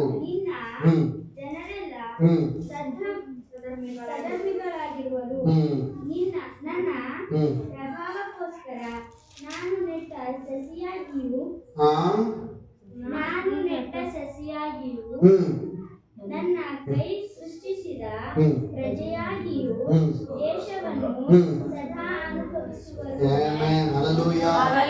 ಎಲ್ಲರೂ ಜೋರಾಗಿ ಹಲ್ಲೆಲೂಯಾ. ದೇವರು ನನಗೆ ಯೆಶಾಯನ ಗ್ರಂಥ ತೋರಿಸಿ ಈ ಅಧ್ಯಾಯ ವಚನ ಮಾತ್ರ ನನ್ನ ಕಣ್ಣ ಮುಂದೆ ಬಂತು. ನಿಜವಾಗ್ಲೂ ಗೊತ್ತಿಲ್ಲ ಈ ಒಳಗಡೆ ಏನೈತೆ ಅಂತೇಳಿ. ಬಟ್ ಆದ್ರೆ ಈ ವಚನ ಓದ್ತಿರ್ಬೇಕಾದ್ರೆ ದೇವರು ನನ್ನಲ್ಲಿ ಕೊಟ್ಟಂತ ಒಂದು ವಿಷಯ ಏನಪ್ಪಾ ಅಂತಂದ್ರೆ ಗೊತ್ತಾ, ಅಲ್ಲಿ ವಾಕ್ಯದಲ್ಲಿ ನಾವು ಓದ್ತಾ ಹೋಗ್ಬೇಕಾದ್ರೆ ಇಲ್ಲಿ ವಚನವನ್ನ, ಕೆಲವು ವಚನಗಳನ್ನ ನಾನು ನಿಮ್ಗೆ ವಿವರಿಸ್ತೇನೆ. ಏನಂದ್ರೆ, ಇನ್ನು ಮೇಲೆ ಹಗಲಿನಲ್ಲಿ ನಿನಗಿರುವ ಪ್ರಕಾಶವು ಸೂರ್ಯನದಲ್ಲ. ಹಲ್ಲೆಲೂಯಾ. ಇನ್ನು ಮೇಲೆ ನಿನಗಿರುವ ಪ್ರಕಾಶವು ಸೂರ್ಯನದಲ್ಲ. ಸಾಮಾನ್ಯವಾಗಿ ಈ ಹಗಲಿನಲ್ಲಿ ನಮಗೆ ಬೆಳಕು ಎಲ್ಲಿಂದ ಬರ್ತದಂದ್ರೆ, ಇಹಲೋಕದಲ್ಲಿ ಬರುವ ಆ ಸೋರ್ಸ್ ಏನಪ್ಪಾ ಅಂದ್ರೆ ಸೂರ್ಯನಿಂದ ನಮಗೆ ಪ್ರಕಾಶ ಬರ್ತದೆ. ಅಂದ್ರೆ ದೇವ್ರ ಮಕ್ಕಳೇ, ದೇವರು ನಂಬಿದಂತ ನಮಗೆ ದೇವರು ಕೊಟ್ಟಿರುವ ವಾಗ್ದಾನ ಏನಪ್ಪಾ ಅಂತಂದ್ರೆ, ಇನ್ನು ಮೇಲೆ ಹಗಲಲ್ಲಿ ನಿನಗಿರುವ ಪ್ರಕಾಶವು ಸೂರ್ಯನದಲ್ಲ, ಚಂದ್ರನು ನಿನ್ನ ಬೆಳಕಿಗಾಗಿ ಎಂದಿಗೂ ಕಳೆಗೊಳ್ಳಲು ಯೆಹೋವನೇ ನಿನಗೆ. ಹಲ್ಲೆಲೂಯಾ. ಅಂದ್ರೆ ನಿಮಗೆಲ್ಲ ದೇವರೇ. ಹಲ್ಲೆಲೂಯಾ. ಆತನು ಹೇಳ್ತಾನೆ, ಮಗನೇ ನಾನೇ ನಿನಗೆಲ್ಲ ನೋಡ್ಕೊಳ್ತಾನೆ. ದೇವರು ಹೇಳ್ತಾನೆ, ಮಕ್ಕಳೇ ನಾನೇ ನಿಮಗಾಗಿದೆ, ನಾನು ನಿಮ್ಗೆಲ್ಲವನ್ನ ನೋಡ್ಕೊಳ್ತಾನೆ ಅಂತ ಹೇಳ್ತಾನೆ.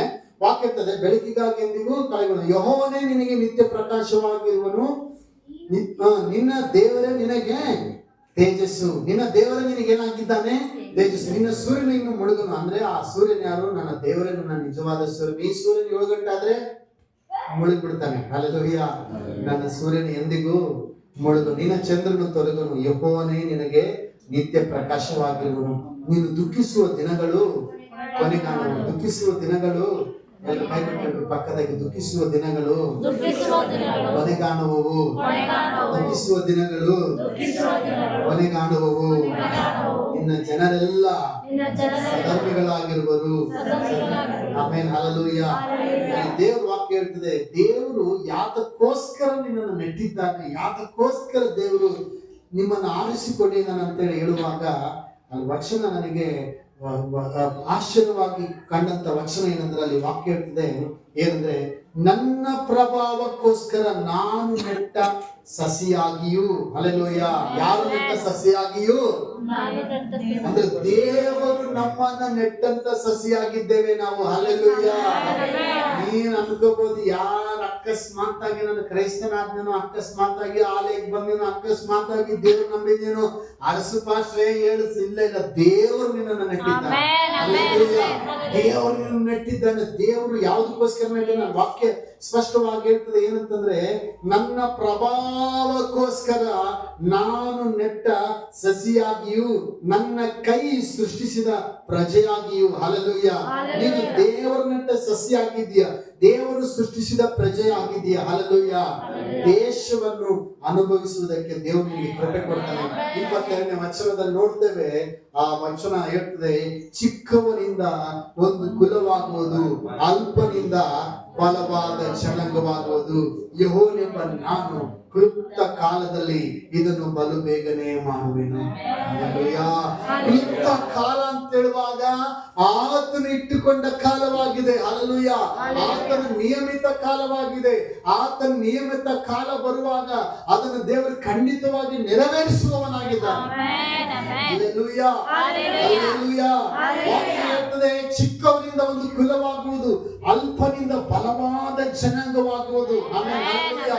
ಅಂದ್ರೆ ಒಬ್ಬನಿಂದ ಬಲವಾದ ಜನಾಂಗವಾಗುವುದು ಅಂತ ಹೇಳುವಾಗ ನೀವು ಬಹುಶಃ ಶಾರೀರಿಕವಾಗಿ ಥಿಂಕ್ ಮಾಡ್ತಾ ಇದ್ದೀರಾ. ಶಾರೀರಿಕವಾದದ್ದನ್ನು ದೇವರಲ್ಲಿ ಮಾತನಾಡ್ತಾ ಇಲ್ಲ. ಶಾರೀರಿಕವಾದದ್ದು ಬಹುಶಃ ನಾಶವಾಗಿ ಹೋಗಬಹುದು. ಇವತ್ತು ಎಷ್ಟೋ ಜನ ತಂದೆ ತಾಯಿಗಳು ಅಳ್ತಾ ಇದಾರೆ ಗೊತ್ತಾ ನಿಮಗೆ? ಯಾಕಾರ ಹುಟ್ಟಿದೆ ಅಪ್ಪ ನನ್ನ ಹೊಟ್ಟೆಗೆ ನೀನು ಅಂತ. ಹಲ್ಲೆಲೂಯಾ. ಎಷ್ಟೋ ಜನರು ಮಕ್ಕಳಿಂದ ಜೈಲಿಗೆ ಹೋಗೋ ಪರಿಸ್ಥಿತಿ ಬಂದದೆ ಗೊತ್ತಾ ನಿಮಗೆ? ಹಲ್ಲೆಲೂಯಾ. ದೇವರು ಮಾತನಾಡ್ತಿರೋದು ಶಾರೀರಿಕವಾದ ಸಂಬಂಧದ ವಿಷಯದಲ್ಲ, ಆತ್ಮಿಕವಾದ ಸಂಬಂಧ ವಿಷಯದಲ್ಲಿ ಮಾತನಾಡ್ತಾ ಇದ್ದಾನೆ. ಹಲ್ಲೆಲೂಯಾ. ಬಹುಶಃ ದೇವರ ಮಕ್ಕಳನ್ನ ನಾನು ಹೇಳ್ತೀನಿ, ಅಲ್ಪನಿಂದ ದೊಡ್ಡ ಬಲವಾದ ಜನಾಂಗವಾಗುವುದಂತ ಹೇಳುವಾಗ ಅದರ ಅರ್ಥ ನೀನು ಏನು ಯಾವುದು ಕೆಲಸಕ್ಕೆ ಬಾರದವರಾಗಿರಬಹುದು, ದೇವರು ನಿನ್ನನ್ನು ಆರಿಸಿಕೊಡುವಾಗ ನಿನ್ನ ಮುಖಾಂತರ ಏನೋ ಒಂದು ದೊಡ್ಡ ಕಾರ್ಯವನ್ನು ಆತನು ಮಾಡುವವನಾಗಿದ್ದಾನೆ. Hallelujah, hallelujah.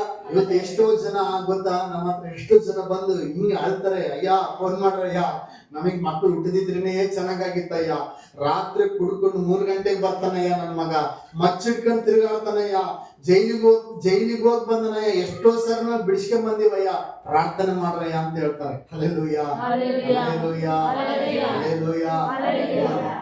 ಇವತ್ತು ದೇವರು ನಮ್ಮನ್ನ ಅಂದ್ರೆ ಶಾರೀರಿಕವಾಗಿ ಆತನು ನೋಡ್ತಾ ಇಲ್ಲ, ನಮ್ಮನ್ನು ದೊಡ್ಡ ಆತ್ಮಿಕವಾದ ಜನಾಂಗವಾಗಿ ಆತನು.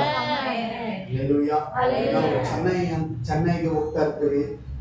ಪಾಸ್ಟರ್ ಎಸ್ಕೆಲ್ ಫ್ರಾನ್ಸಿಸ್ ಅಂತೇಳಿ ಅವ್ರದ್ದು ಬೆರಕ ಪ್ರಾಪರ್ಟಿ ಮಿನಿಸ್ಟ್ರೀಸ್ ಅಂತ ಸುಮಾರು ದೇಶಗಳಿಂದ ಸುಮಾರು ರಾಜ್ಯಗಳಿಂದ ಅಲ್ಲಿಗೆ ವಾಕ್ಯ ಕೇಳಕ್ಕಾಗಿ ಬರ್ತಾರೆ. ಅವರಿಗೆ ಮಕ್ಕಳಿಲ್ಲ, ಆದ್ರೆ ಅವ್ರು ಏನಂತಾರೆ ಗೊತ್ತಾ, ನಮಗೆ ಶಾರೀರಿಕ ಸಂಬಂಧಕ್ಕಿಂತಲೂ ಆತ್ಮಿಕ ಸಂಬಂಧ ಬಹಳ ದೊಡ್ಡದು. ಹಲ್ಲೆಲೂಯಾ. ಅಂದ್ರೆ ಇವರೆಲ್ಲರೂ ನಮ್ಮ ಮಕ್ಕಳಾಗಿದ್ದಾರೆ. ಇವತ್ತು ದೇವರು ಎಷ್ಟು ಜನ ಮಕ್ಕಳನ್ನ ಕೊಟ್ಟಿದ್ದಾರೆ. ಹಲ್ಲೆಲೂಯಾ, ಸ್ತೋತ್ರ. ಬಹಳ ಸಂತೋಷ. ಇವತ್ತು ನೀವು ಇಷ್ಟು ಜನ ಮಕ್ಕಳಾಗಿದ್ದೀರಿ ನಿಮ್ಮ ಪಾಸ್ಟ್ರಿಗೆ, ಪಾಸ್ಟರ್ಗೆ. ಅದ್ರ ಒಂದು ಮಾತ್ರ ಸತ್ಯ ಏನು ಗೊತ್ತಾ, ನೀವು ಒಬ್ಬೊಬ್ರು ಒಂದು ಯೋಜನೆ ಮಾಡ್ರಿ. ನಾನು ಕನಿಷ್ಠ ಪಕ್ಷ 1 ವರ್ಷದ ಒಳಗಡೆ ಕನಿಷ್ಠ ಪಕ್ಷ 5 ಜನರಿಗಾದ್ರೂ ಸುವಾರ್ತೆಯನ್ನು ನನ್ನ ಸಾರಿ ಈ ಸಭೆಗೆ ನನ್ನ ತಂದೆ. ಅಂದ್ರೆ ಜನನ ನಿಮ್ಮ ಮುಖಾಂತರವಾಗಿ ಆಗ್ಬೇಕು. ಒಬ್ಬರಿಂದ ಅಲ್ಪವಾದವನಿಂದ ಬಲವಾದ ಜನಾಂಗ ಮಾಡ್ತಾನೆ ಅಂತ ದೇವರನ್ನು ವಾಗ್ದಾನ ಮಾಡಿದ್ದಾನೆ. ಹಲ್ಲೆಲೂಯಾ. ಇವತ್ತು ನಾವು ಅನ್ಕೊಳ್ತೀವಿ ನನ್ನಿಂದ ಏನಾಗ್ತದ ಅಂತ, ನಾನು ಅಲ್ಪನು, ನಾನು ಅಯ್ಯೋ ಯಾವುದಕ್ಕೆ ಬರದವನು ಅಂತ ನೀನು ಅನ್ಕೋಬಹುದು. ಇಲ್ಲ, ದೇವರು ನಿನ್ನ ಫಲ ಕೊಡುವ ವೃಕ್ಷವಾಗಿ ಸಸಿಯಾಗಿ ನೆಟ್ಟಿದ್ದಾನೆ. ದೇವರು ನಿನ್ನ ಮುಖಾಂತರ ದೇವರು ಫಲ ಕೊಡುವಂತೆ ಮಾಡ್ತಾನೆ. ದೇವ್ರ ಮಕ್ಕಳೇ, ಈಗ ದಿನನ ಸಾಧಾರಣವಾಗಿ ದೇವರು ಕರೆದಿಲ್ಲ, ನೀನು ಸಾಧಾರಣ ವ್ಯಕ್ತಿ ಅಲ್ಲವೇ ಅಲ್ಲ. ಹಲ್ಲೆಲೂಯಾ. ಈ ಲೋಕದಲ್ಲಿ ಸುಮ್ಮನೆ ಇಲ್ಲ, ದೇವ್ರ ನೆಟ್ಟ ಸಸಿಯಾಗಿ ನೀವು ಈ ರೀತಿಯಾಗಿ ಪ್ರಾರ್ಥನೆ ಮಾಡ್ರಿ. ಅಯ್ಯ, ಒಂದು ವರ್ಷದೊಳಗೆ ಕನಿಷ್ಠ ಪಕ್ಷ 20 ಜನರಿಗೋಸ್ಕರ ನಾನು ಪ್ರಾರ್ಥನೆ ಮಾಡಿ ಅದರಲ್ಲಿ 5 ಜನರಿಗಾದ್ರೆ ಸುವಾರ್ತೆ ಹೇಳಿ ನನ್ನ ಆಲಯದೊಳಗಡೆ ತರಬೇಕು ಸ್ವಾಮಿ. ಮುಖಾಂತರ ಅನೇಕ ಜನಗಳು ರಕ್ಷಣೆ ಆಗ್ಬೇಕು. ನನ್ನ ಮುಖಾಂತರ ದೇವರ ಆಲಯ ಅಭಿವೃದ್ಧಿ ಆಗ್ಬೇಕು ಸ್ವಾಮಿ. ನಾನು ಒಂದು ಜನಾಂಗವಾಗಿ ಮಾರ್ಪಡಬೇಕು ಅಂದ್ರೆ ನನ್ನ ಮುಖಾಂತರ ದೇವರ ಆಲಯ ಅಭಿವೃದ್ಧಿ ಆಗ್ಬೇಕಂತೇಳಿ ನೀವು ಪ್ರಾರ್ಥನೆ ಮಾಡೋ ವ್ಯಕ್ತಿಗಳಾಗಿರ್ಬೇಕು. ಹಲ್ಲೆಲೂಯಾ. ಜನ ಮಾಡ್ತೀರಿ ಪ್ರಾರ್ಥನೆ, ನಾನು ನಿನ್ನಲ್ಲೇ ನೆಲೆಗೊಂಡಿರ್ಬೇಕು. Amen, hallelujah. ದೇವ್ರ ಮಕ್ಕಳಿಗೆ ಗಮನಿಸ್ರಿ, ಇವತ್ತು ದೇವರು ಸೇವಕರನ್ನ ಅಲ್ಲಿಂದ ಇಲ್ಲಿಗೆ ಕಳಿಸಿಕೊಟ್ಟಿದ್ದಾನೆ. ಲೆಕ್ಕ ಹಾಕ್ರಿ, ಎಷ್ಟೋ ಪಟ್ಟಣಗಳಿದ್ವು, ಬೀದರಲ್ಲಿ ಎಷ್ಟೋ ಊರುಗಳಿದ್ವು, ಇಲ್ಲಿಗೆ ದೇವರು ಕಳಿಸ್ಕೊಟ್ಟಿದ್ದಾನೆ. ನಿಮ್ಮ ಮಧ್ಯದಲ್ಲಿ ಅವ್ರನ್ನ ಕಳಿಸ್ಕೊಟ್ಟಿದ್ದಾನೆ. ಲೆಕ್ಕ ಹಾಕ್ರಿ, ಎಷ್ಟೋ ಪಟ್ಟಣಗಳಿದ್ದಾವೆ, ಎಷ್ಟೋ ಸಭೆಗಳಿದ್ದಾವೆ. ದೇವರು ನಿಮ್ಮನ್ನು ಇಟ್ಟಿದ್ದಾನೆ, ಇಲ್ಲಿ ನೆಟ್ಟಿದ್ದಾನೆ ಅಂದ್ರೆ ಅದಕ್ಕೊಂದು ಬಲವಾದ ಉದ್ದೇಶ ಇದೆ. ಹಲ್ಲೆಲೂಯಾ. ಹೆಚ್ಚಾಗಿ ಫಲ ಕೊಡುವ ವೃಕ್ಷವಾಗಬೇಕಂತೇಳಿ ದೇವರನ್ನು ನೆಟ್ಟಿದ್ದಾನೆ. ಇವತ್ತು ನಾನು ಹೇಳ್ತೀನಿ, ಒಂದೇ ಒಂದು ನನ್ನ ಸಂದೇಶ ಮುಕ್ತಾಯ ಆಯಿತು. ನನ್ನ ಹೃದಯ ತೆರೆದು ಕೆಲವು ಮಾತುಗಳನ್ನು ಹೇಳ್ಬೇಕಾದ್ರೆ, ಇವತ್ತೊಬ್ಬ ಮನುಷ್ಯ ಲೋಕದಲ್ಲಿ ಏನು ಮಾಡಿದ್ರು ಎಲ್ಲರೂ ವ್ಯರ್ಥ. ಹಲ್ಲೆಲೂಯಾ.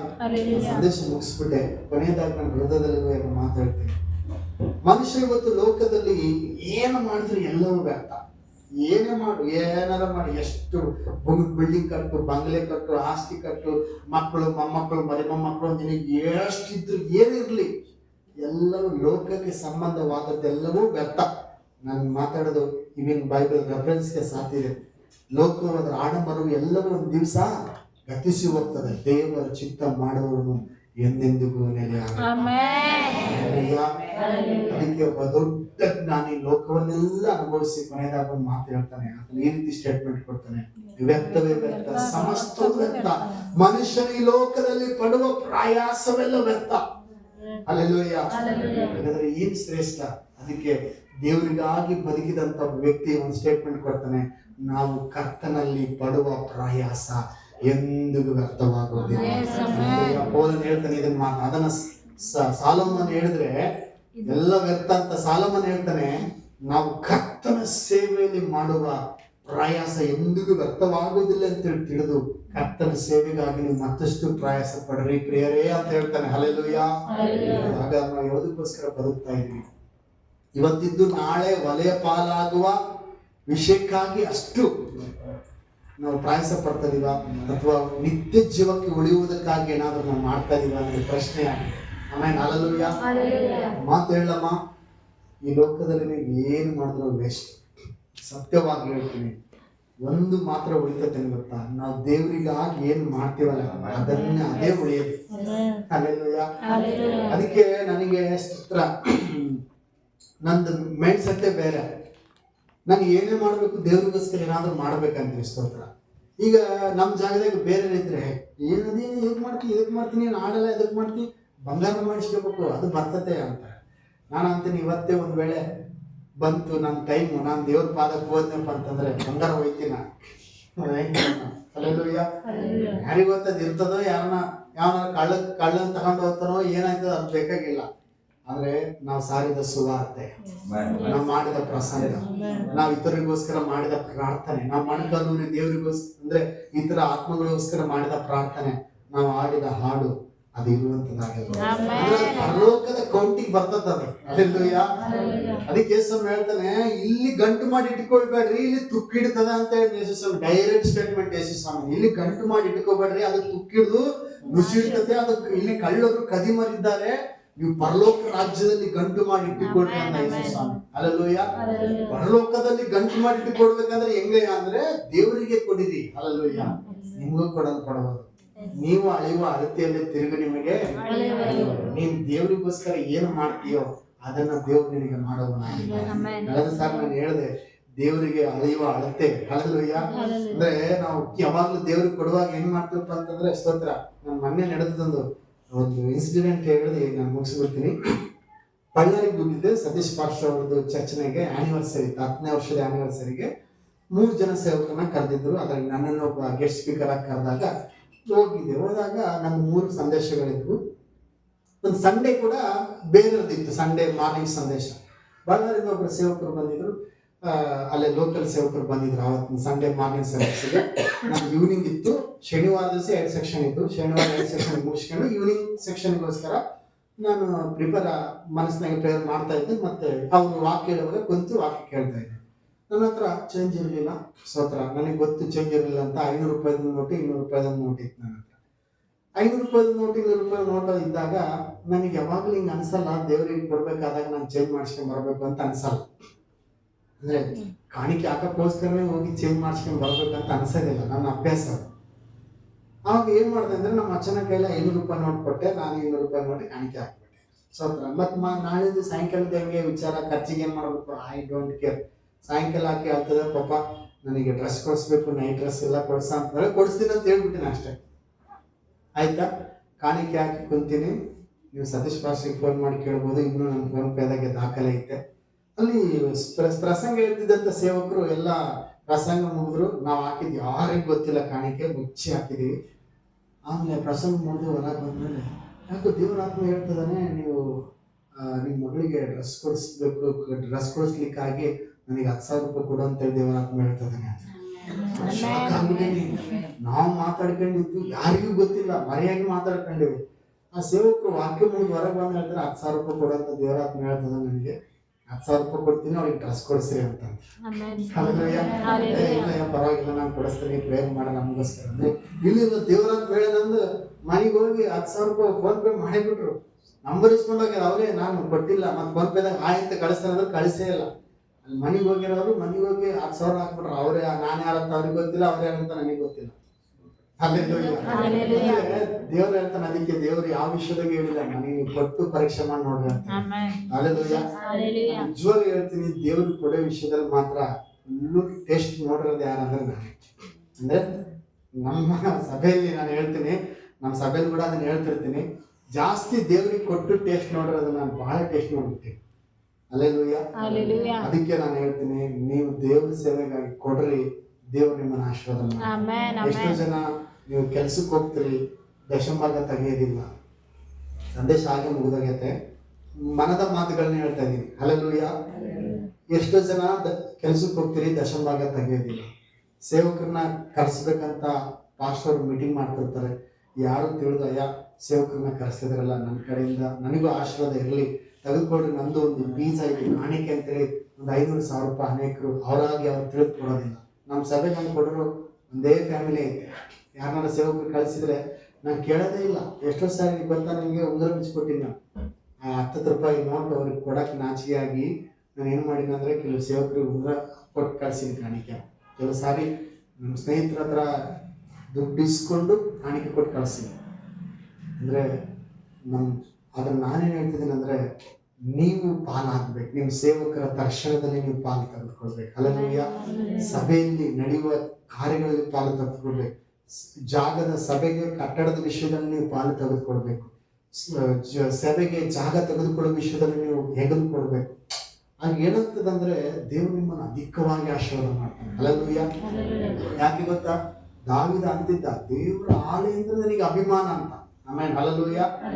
ನಾನಾದ್ರೂ ಈಗ ಸದಾಕಾಲ ಯೆಹೋವನ ಸನ್ನಿಧಿಯಲ್ಲಿ ಇರ್ತೀನಿ ಅಂತ ಅಂತಿದ್ದ. ಅದಕ್ಕೆ ದೇವರು ದಾವೀದನ ಕುರಿ ಕಾಯನನ್ನ ಏನ್ ಮಾಡ್ದ? ಹಲ್ಲೆಲೂಯಾ.